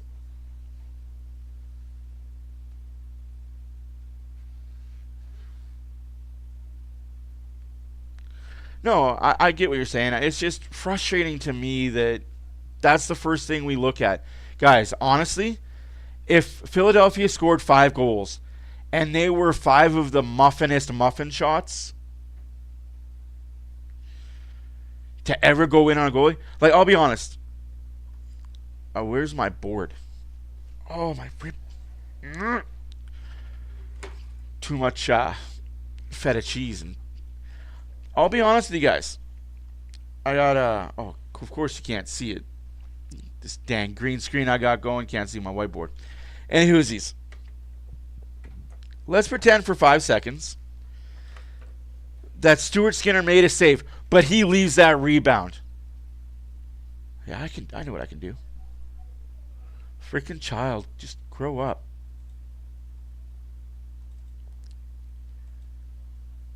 There it is. I'm okay with that.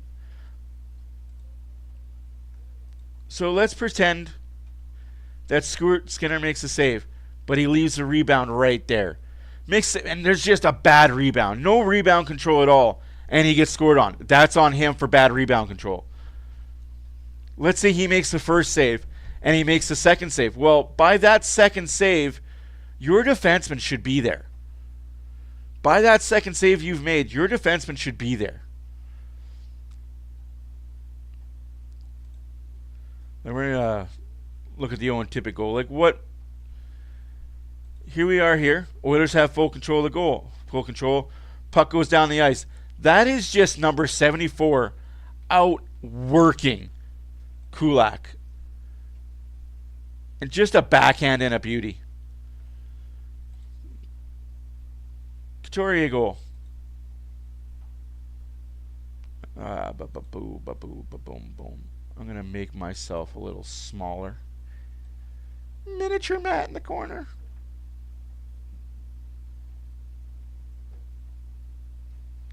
I don't think Edmonton choked.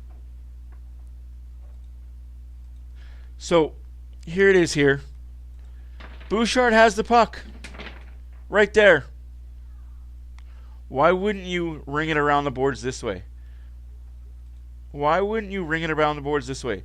Or hard up the boards that way? No, we got to be Superman and... So now you've lost the puck, right? Now you've lost the puck. Why are you not taking your guy to the net? Why is Bouchard not glue sticking to Couturier? Owen Tippett's second goal. Again, Oilers have the puck. Oilers are fine. Lose the puck at the blue line. Huh. Wow.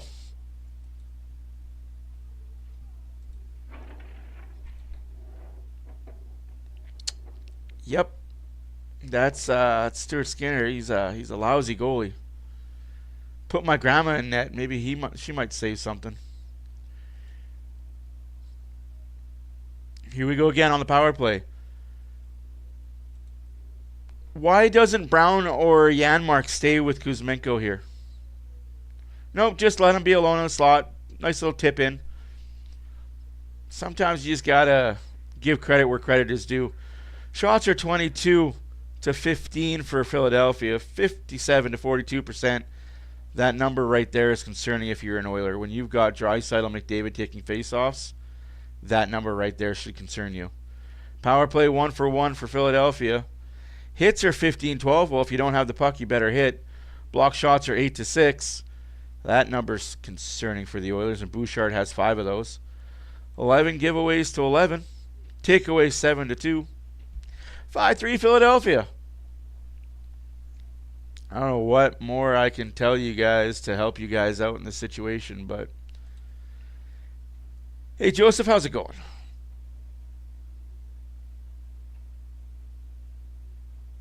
No, I understand everybody's apprehension for the goaltending, and you need a big save. I completely get that. As a coach myself, you want your goalie to make that big save. You want your goalie to just steal a game for you.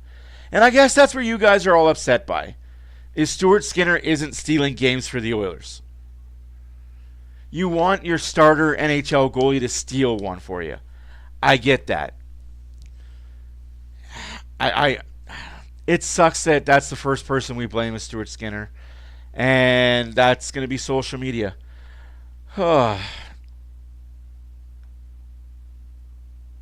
Yeah, no, they didn't choke last year. They ran out of gas, for sure. They had a long haul.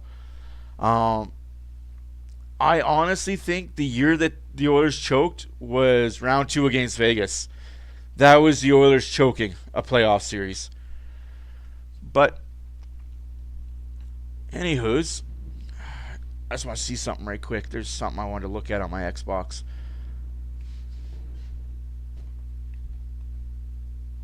Sorry, guys. I'm not mad about this game. Philadelphia's taken advantage of the opportunities they have. They absolutely are taking advantage of it. Let me play.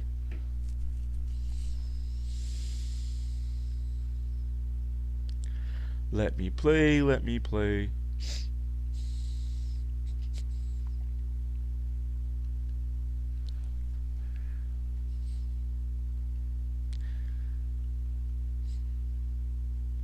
Sitting here waiting for my game to start and I can't play it. Womp womp.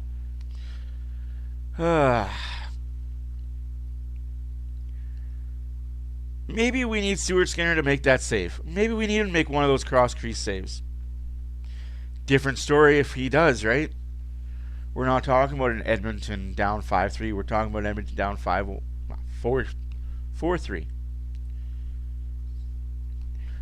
I think the Oilers can score. Yeah, that's what I'm about to do. I'm about to jump on my Xbox.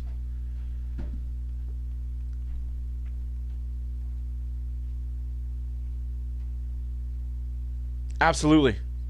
I think the Oilers, like I said, the Oilers, talking to a guy that works within the organization, a really good friend of mine who I've known for 20-something years.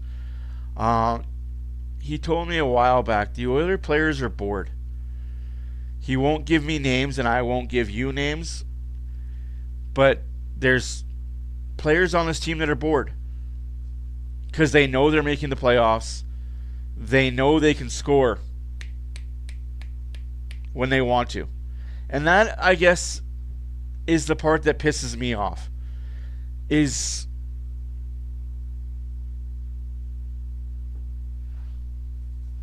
It's like, why don't you just play like that from puck drop to final whistle? Why do you pick and choose to play hard like that? Like, I guess that's my thing. Why do they pick and choose? Next homestand? Oh, man, we're a ways away from that. We're not home until the 4th of March against Anaheim. So we've got Philadelphia, Washington, Tampa, Florida, Chicago. You're not wrong, Renegade. But you can't fire the guy. I don't know, man. He's got some voodoo. He's got some voodoo over the Oilers organization, man. That guy could sell ice to Eskimos. That's the thing, though, Epic, is they know they're making the playoffs, and they know they won't play like this. That is the part that is so frustrating to me as a fan of this team. That kid's got a shot. Like, that is flat out the most frustrating thing for me. Is this team knows they're making the playoffs. This team knows that they're in. And they know they're not going to play like this in April. They know they're not playing like this in April, so why? You know, like, why play this way from October to March if come April you know you're not playing this way?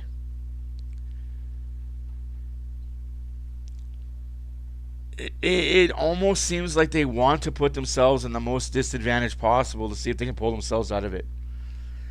Thankfully, this team is so good that they win games just because they show up. It's frustrating. It is so frustrating to watch this team with the skill level that this team has.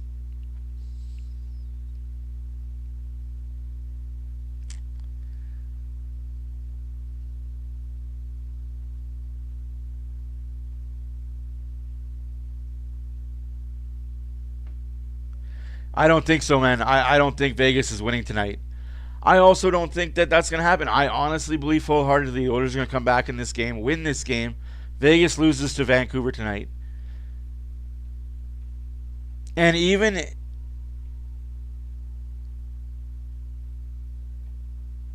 I wouldn't be crying about it. That's a little much, but I feel you. Honestly, I'm not worried about this Oiler team today. I'm not worried about them tomorrow. I'm not worried about them April 15th. I'm not going to be worried about them June 30th when they're raising the cup. And he's looked good doing it. Like, he hasn't looked out of place. That is one bright spot in today's game is Savoy. Mad at you, Savoy. Apparently I can't get into a game. That's cool.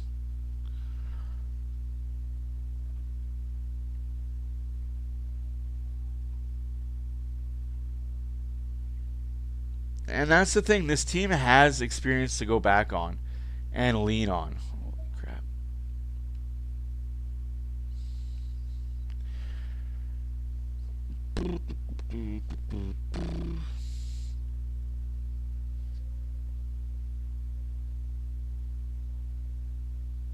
You know, like, this team, it's so frustrating to watch because they are so good and so talented.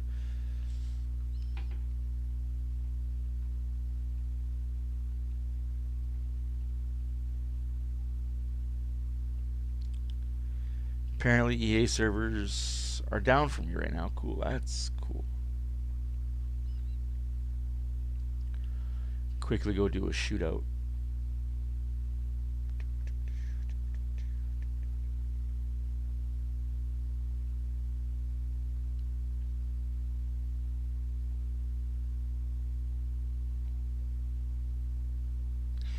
Yeah, you're not wrong, man. I will never understand why this team cannot just start on time. Like, start on time. Like, what would hurt you to start on time for one time?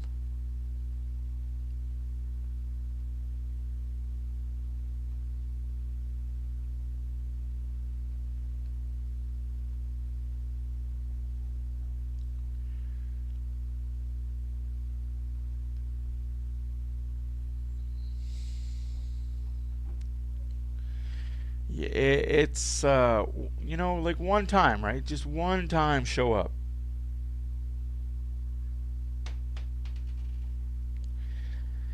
I mean, he will be back in Condorville, in Bakersville, in a couple days, probably next weekend. But yeah, for right now, I'm glad he's here. Yeah, Janice, we're gonna win the division. I won't sit here and sugarcoat and lie to you and say no, the division is lost. The Oilers are gonna win the division. And I think home ice is going to be the biggest difference in the final.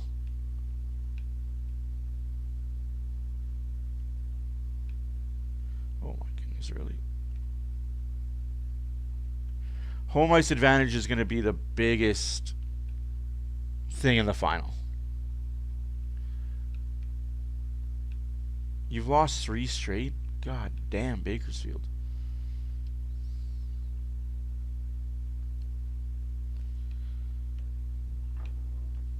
Oops, hit the wrong guy.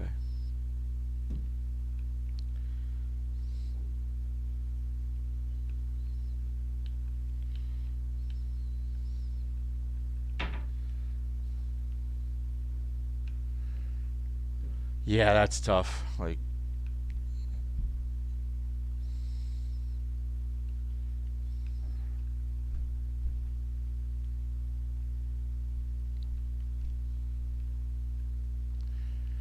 I don't know. I think the Oilers just need to learn how to start games at whatever time the puck drop is. Start the game at the puck drop.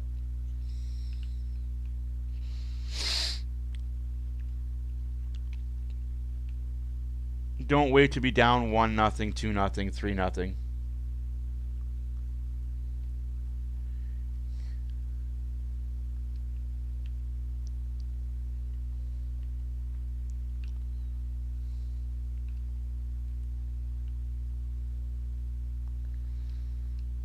Ah, crud.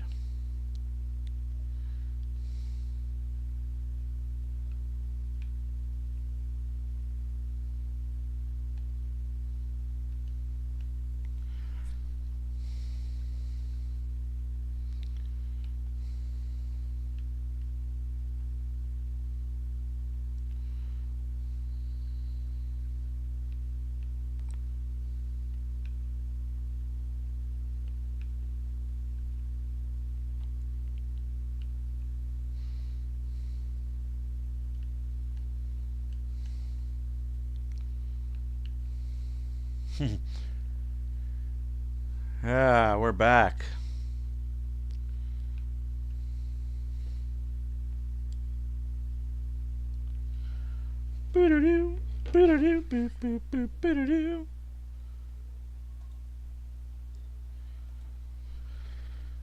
Oh, sorry folks, my thing's been muted.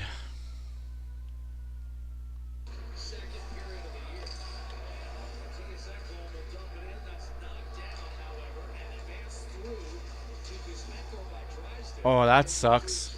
I mean, they have a lot of injuries down in Bakersfield, and a lot of stuff happening. Our prospect pool is absolutely. He bought the Hamilton Bulldogs, or the Brampton Bulldogs. Yeah, they're a wagon, but again, you either have a really good AHL team and a really bad NHL team, or a really good NHL team and a really bad AHL team. Not very often do you have both, unless you're the Toronto Maple Leafs.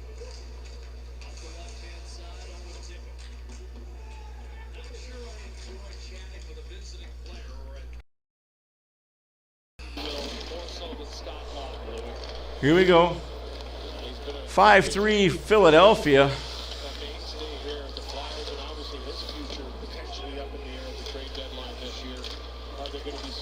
Yep. Ontario Hockey League team. Great buy by the Hyman group. The Hyman family. Because it's not just Zach Hyman that bought it. It's his brother, his mom, and his dad. They all bought in. Which is great. Oh, 2-on-1. Save made by Stu Skinner, but hey, Skinner's to blame.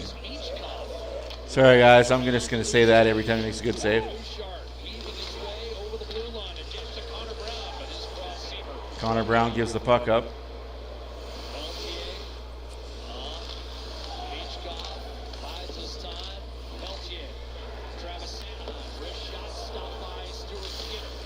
We need our big boys to step up this period.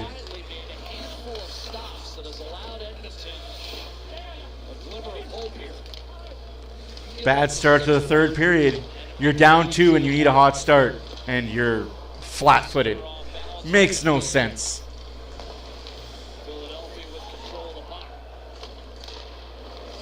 Flyers 25 games left. Probably need a neighborhood of 18 wins to have any shot at a playoff spot. Hathaway back to Sealer, missed it. And Harrison will wander out. His second full season. Flyers goaltender, and of course the unquestioned starter since Carter Hart became unavailable. Ugh. Over to Darnell Nurse. Wristed too far from McDavid. Harrison elects to stay in the pipes and allow Matthias Janmark to get on that puck for Edmonton. Are we going to get a tic-tac power play called for us, too? Yeah, he does look tired. Now, as the game's gone on, he's looked more and more fatigued. But it's no excuse. He's got to play tomorrow, too. Absolutely can't blame him at all. He's played a lot of hockey. That's where it's up to the rest of the guys to step up.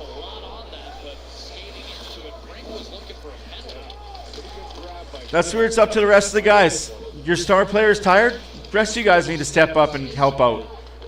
Pull on the same rope.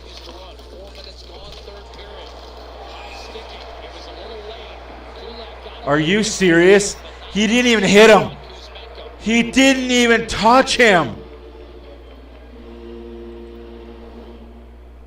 This period brought to you by Legacy Heating. 2 power plays for Philadelphia and nothing for the Oilers. 1 year.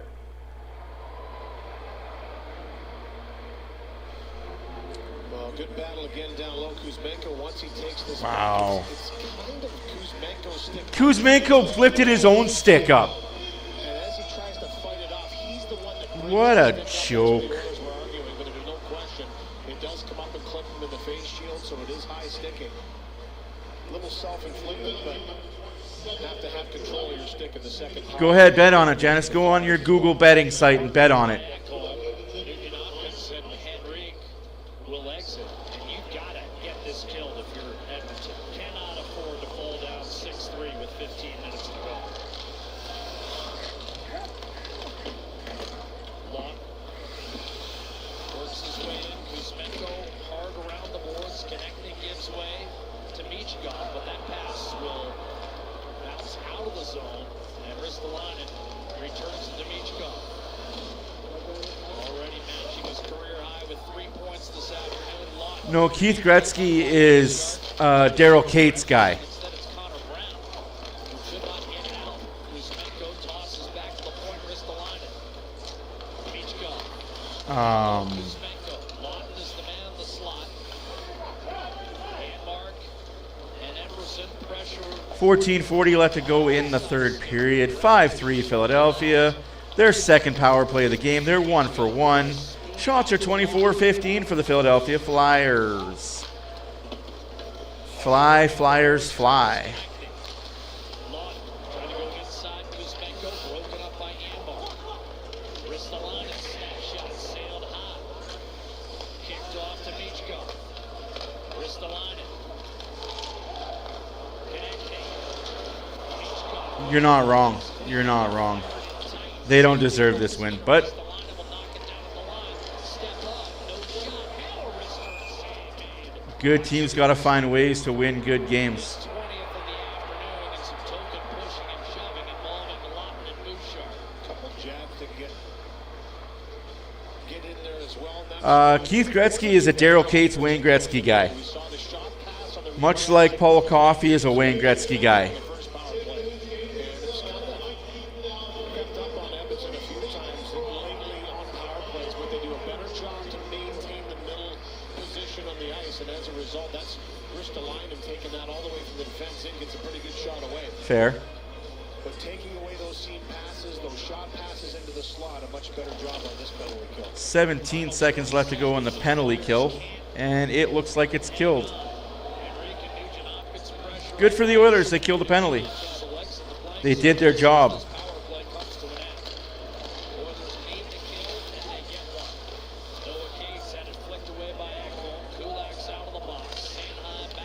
Do the Oilers get the next 2 power plays? Or at least 1 power play this game?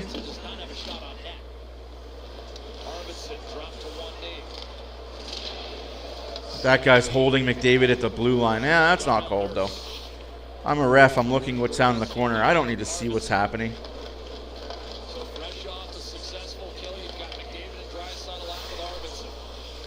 Let's go, boys.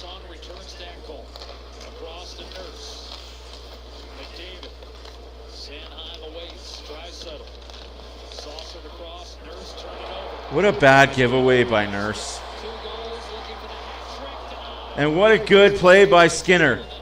Fucking. Our defense needs to stop giving the puck away at the offensive blue line.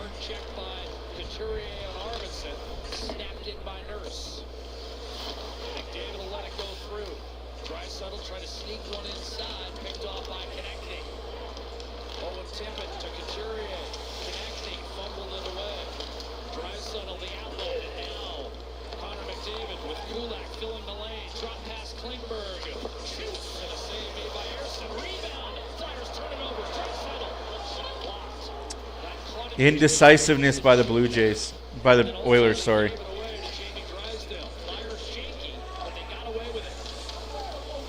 Right, like, it's 5-3. What did I say, 5-2? Yeah, they're all... Still not an excuse, right? Still 5-3.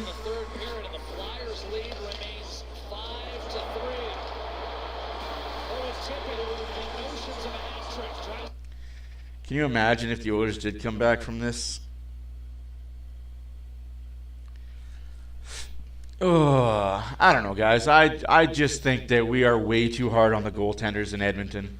We expect perfection, and we have to realize that mediocrity is okay. We need our goalies to be okay. We don't need to be great. Some nights we don't even need them to be good. We just need them to be okay, and we got to be okay with that. We as fans have to be okay that our goalies will never be Hollabuck. They'll never be Vasilevsky. They'll never be a Binnington, even though Binnington has really bad numbers. That's fine. I can imagine it, and I think it's going to happen. I will be that guy for you. I will be that positive spinner to spin positivity in your life, telling you that this game is not over. Yeah, you're not wrong.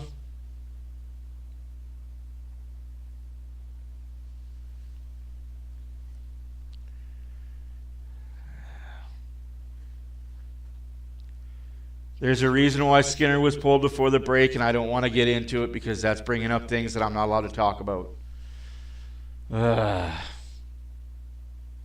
Jesus Christ, man. Are you always a negative person? Like, is that just your personality where you can't be happy? I'm asking a serious question. Like, is your life just... Is everyone around you like a negative person that you just kind of fall into negative? If that's the case, you need to change the people in your life around you to be more positive around you. Like,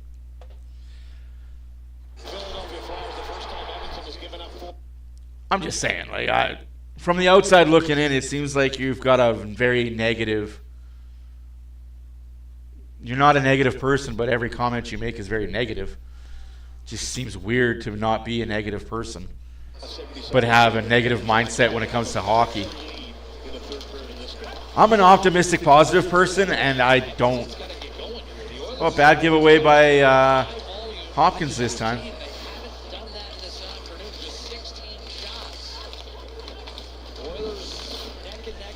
I just think most fans, me included, have seen Skinner be true number one. Huge reason the Oilers.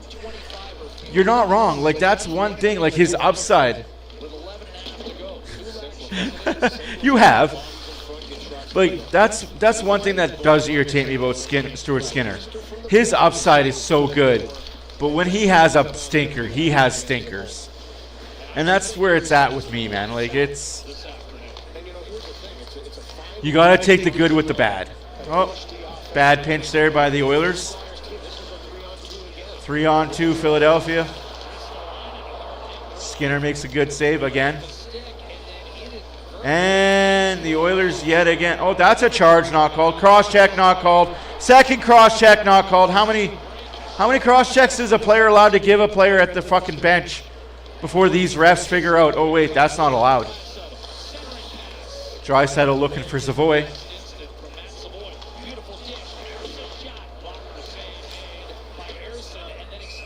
I'm just saying, guys, like...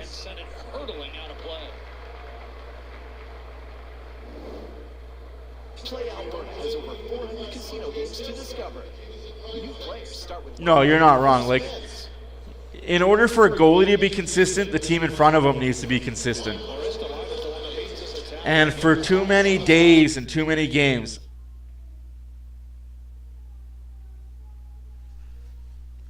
cross-check 1, cross-check 2, it's all good. Yeah, Oilers are slow today. They look like a team that hasn't played in 14 days. Played together in Buffalo. We got what a shaken up Jonathan Deschamps, perhaps? No, it's equipment. His skate got untied. His skate got untied. Sometimes if a skate blade catches the lace, you've got to MacGyver it together. Not easy to do. So right now, just one line style there. There's a battle in the corner, won by Leon Draisaitl. Feed up top for Ekholm. Savoy just puts that wide. And Draisaitl looking for the reverse hit. They haven't been. Stuart Skinner with 3 huge saves there, but that's his fault for making saves. Huge save. And he had to stand his ground aggressively here. Kuzmenko had a couple shots. Kuzmenko standing alone in front of the net, just allowed to whack at him. Savoy looking for his first National Hockey League goal, and a beautiful pass by Lawton. Nurse is right there, waits till the 4th whack before he does something. Good on Nurse for burying him, but...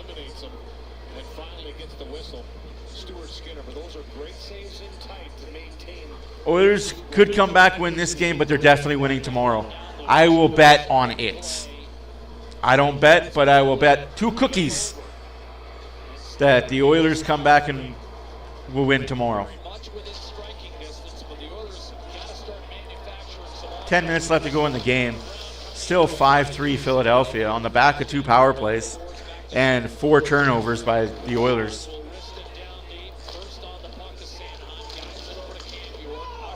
And it's going to be a great deal that he gets next year, too.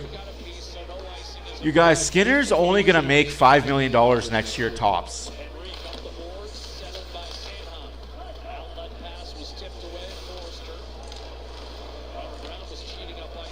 Jesus.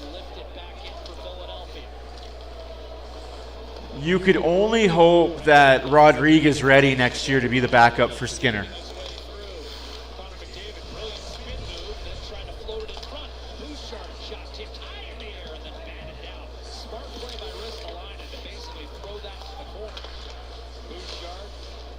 Brad giveaway by McDavid. We're just way too passy. Save made by Stu. See, those are saves he needs to make. Now, if that went in, I'd be pissed.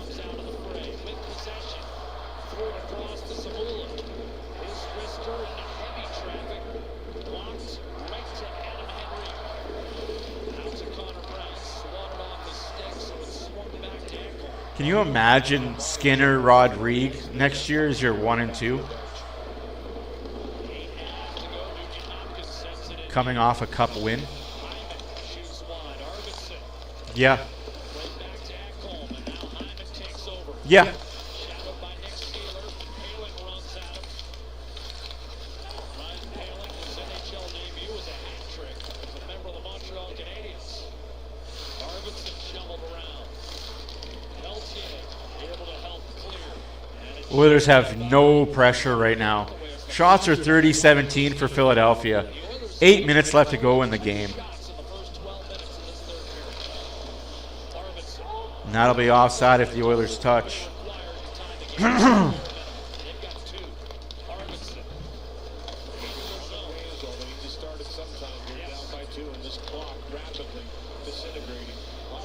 It's just, these games are slog fests, but it is what it is, right?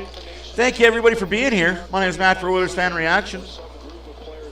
Greatly appreciate all of you guys for being here.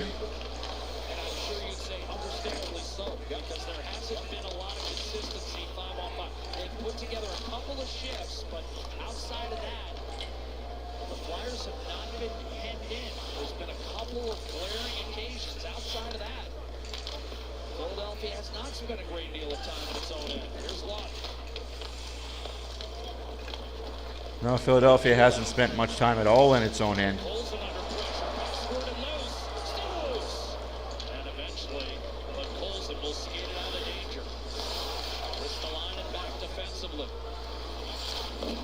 Yeah.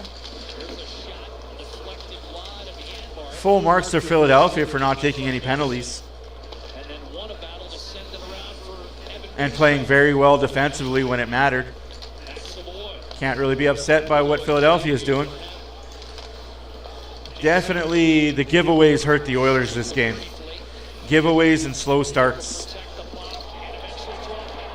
Wow, we got a power play. Woohoo!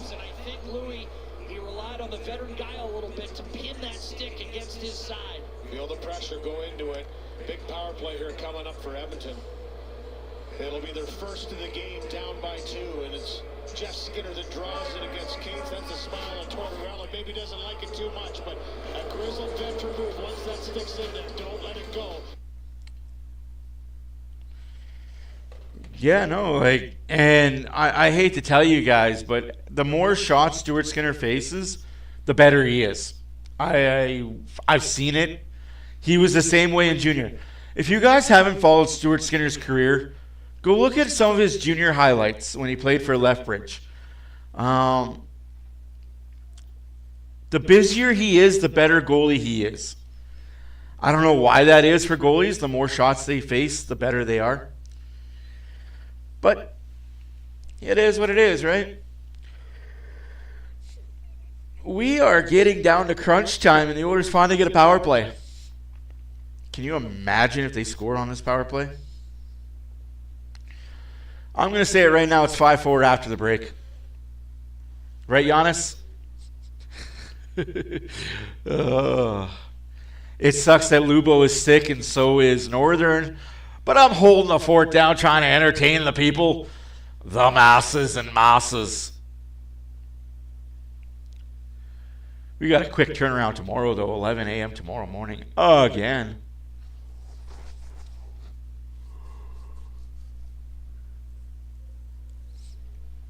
On approved credit. Do. I mean.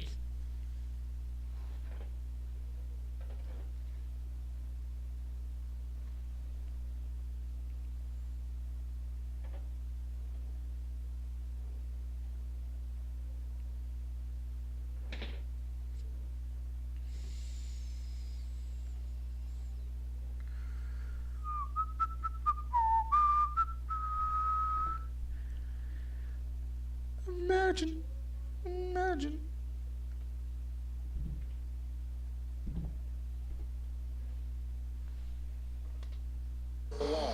First power play of the game here, Lou. Edmonton has to have it. 6.5 to go. Must. Draisaitl won the face-off. Nugent Hopkins back to Bouchard. McDavid behind. Boosh. Power play, quintet. So McDavid, Todd Draisaitl. Power up your play with 400+ casino games and 103 Yeah, spins. trying. Play Alberta. These morning games are sucky, but I forget that it's not even 1 o'clock. Well, it's what? Yeah, just 1 o'clock now. So I got the rest of the day to chill out and have fun. Passing power play by the Oilers. 30 seconds in and no shots. Bouchard takes a shot, but it's 18 feet high and wide. Got to struggle and fight to get that puck in the zone. Hopkins. Philadelphia 5-3. McDavid to Bouchard. McDavid showing shot, centering, and that was broken up. A chance for a Sanheim clear. Didn't get it done though. And now it's Hyman. Draisaitl and that missed short. Nope, Draisaitl takes his shot and misses it high and wide. Puck goes out the zone, and we're gone. 30 seconds left to go in the power play. 5 minutes left to go in the game. Still 5-3 Philadelphia.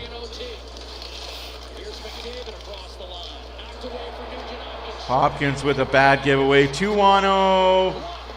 Save made by Skinner. 2-on-0 on the power play. What the flying... What are we doing? What are we doing?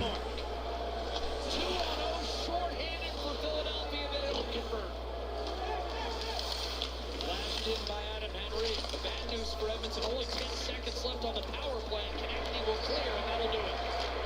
No shots for the Oilers on that power play. A 2-on-0 for Philadelphia fails. I don't get it. How do you get a 2-on-0 on a penalty kill? Slammed in by Couturier. Skinner up the right-hand side. Flyers, bottom 10 in the league offensively all year long. Shut out 3 consecutive games at one point. That's offside Philadelphia. But Philadelphia has got 5 4 minutes to go in the game. 31-17 the shots for Philadelphia. 5-3 is the score. And Philadelphia had the best shot on the fucking power play. Simply embarrassing.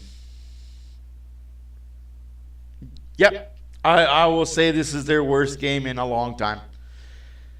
Start to finish, this has been the Oilers' worst game. Hey, you know what you do when you have your worst game? You go out and you have your best game tomorrow.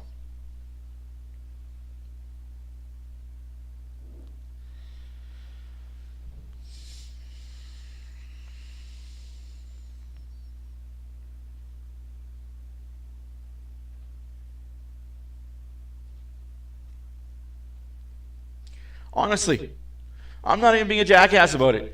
You have the worst game today. Have your best game tomorrow. I wouldn't even say it's been a shit team today. It's just been bad turnovers. One player today decided, hey, I'm still in Cabo. I'm back in Cabo still, enjoying the sunshine and beach mimosas. But one guy can ruin a hockey game.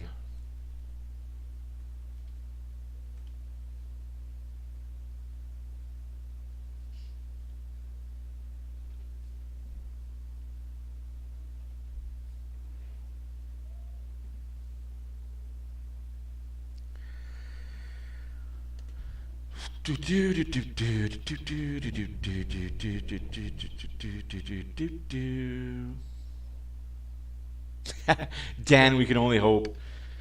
I mean, they do play against Pittsburgh today.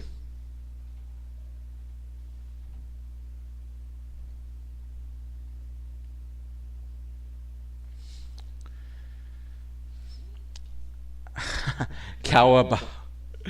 Kabababo. Fuck. Ice ceremony. Of course, you are in Rocky country. Right? Picard's going to get the win tomorrow. And that's okay. Like, it's okay if your starting goalie doesn't have magnificent numbers and win every game they play. Skinner hits for the bench. Extra attacker on. Nurse to McDavid. It comes straight to Nurse, who shoots wildly high. Team can't hit the net right now. Empty net for Edmonton. McDavid. Kick back to Nurse. Extra attacker, 6 on 5. McDavid. Ekholm. Tries to a one-timer, and Harrison was across. Arvidsson. Off to McDavid, and the pass sails between Nurse and Ekholm. Well, it's not really facts. if you know it, that's not a fact. For you saying that, that's your opinion. That's not a fact. That's an opinion. You got to know the difference. Just because you say it doesn't make it fact. It makes it your opinion.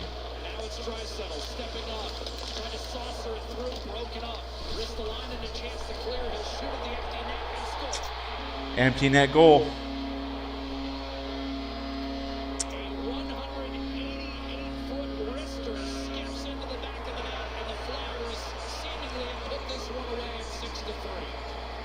Good for Philadelphia.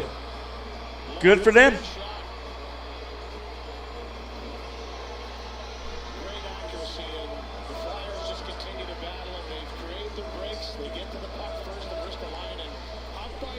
Hard work pays off, man.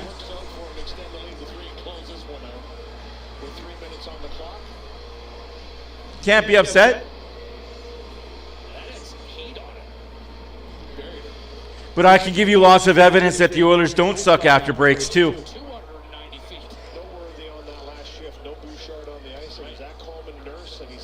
I'm just saying. You can have facts to say they suck. I have facts backing up that they don't. Again, your opinion is not facts. Like, I really hate that people get confused by facts and opinions.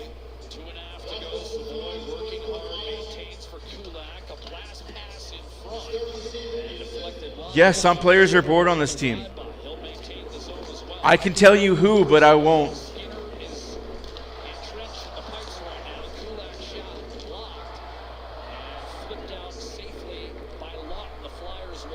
What do the Oilers have to play for, Jodes? Like, what do the Oilers have to play for right now?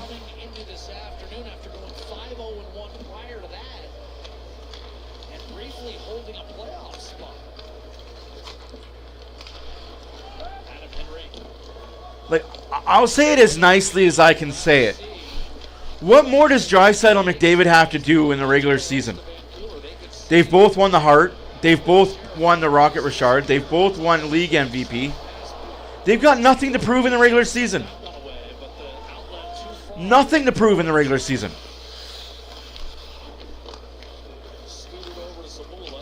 Does it piss fans off that they don't show effort every game, all game? Absolutely it does.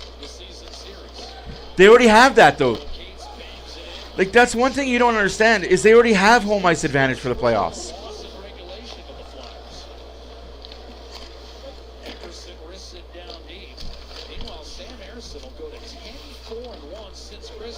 They've already got it. Like, they can lose. See, I guess this is what I'm trying to say, is they can afford to lose 2 or 3 games in a row, and they'll still have home ice advantage going into the playoffs. They can afford to have shit games like this. What about the rest of the team?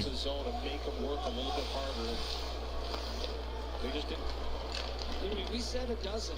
Edmonton's got 2 shots on goal in the third period. In the game they trailed. Edmonton has, they just said it. Edmonton has 2 shots on goal in the third period in the game they're trailing.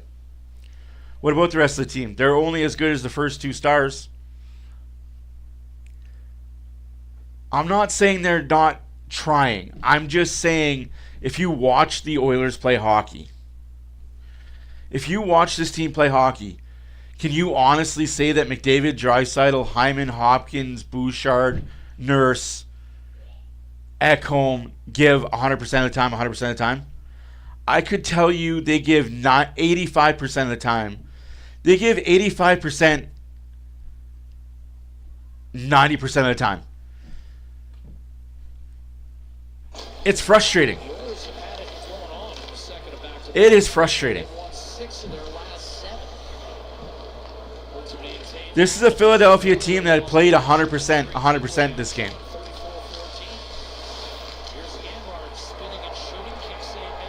Three shots in the third period. Congratulations to the Philadelphia Flyers. Huge win for them. Hey, Oilers, wake up. It's going to get harder.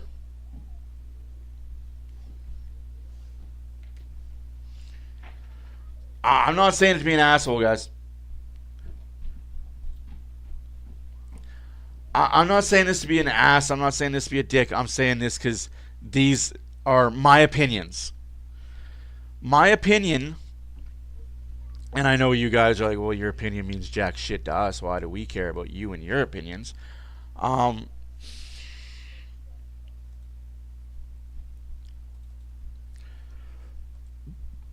Excuse me.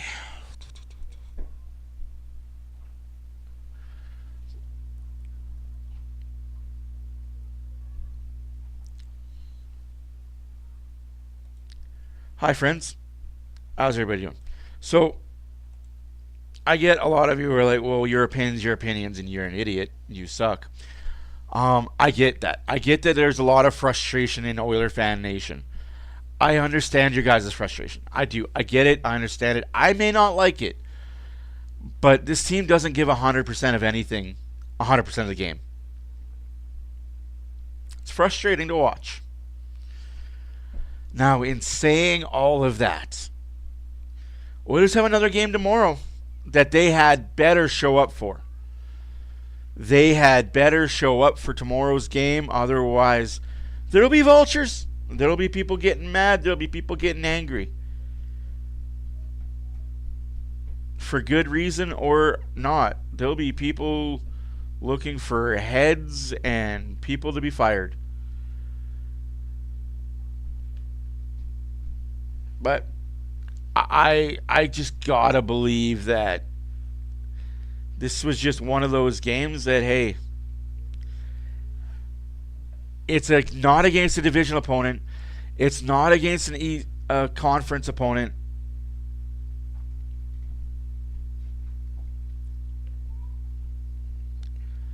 Let's go through the motions. And that is what this team does, is they went through the motions.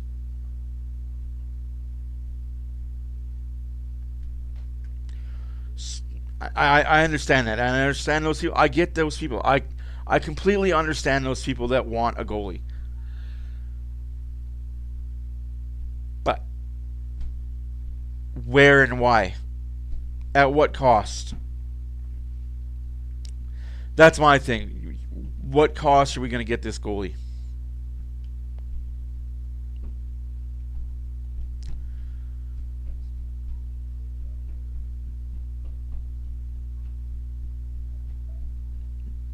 Yeah. But I can honestly say that this game is a one-off. We're going to go look back when they're at home after this road stand. I'm going to say right now this road stand are going to go 3-1-1. Sorry, 2-1-1. We're going to win tomorrow against Washington. We're going to play against Tampa and Florida and win one of those games, lose one of those games in overtime. And we're going to act like none of this happened. But you guys have yourselves a great Saturday. We'll see you tomorrow morning at 11 a.m. again. Oh. Philadelphia 6, Oilers 3. Womp, womp, womp. Oilers, you suck today. So, we're on to Washington tomorrow, Tampa on the 25th, Florida on the 27th, and starting in March 1st in Carolina. Doesn't get any easier until we face Anaheim on the 4th. The only good thing is I can say in March, Anaheim, Montreal, Dallas, Buffalo, Jersey, Islanders. That's a pretty easy schedule. See you guys tomorrow. Deuces.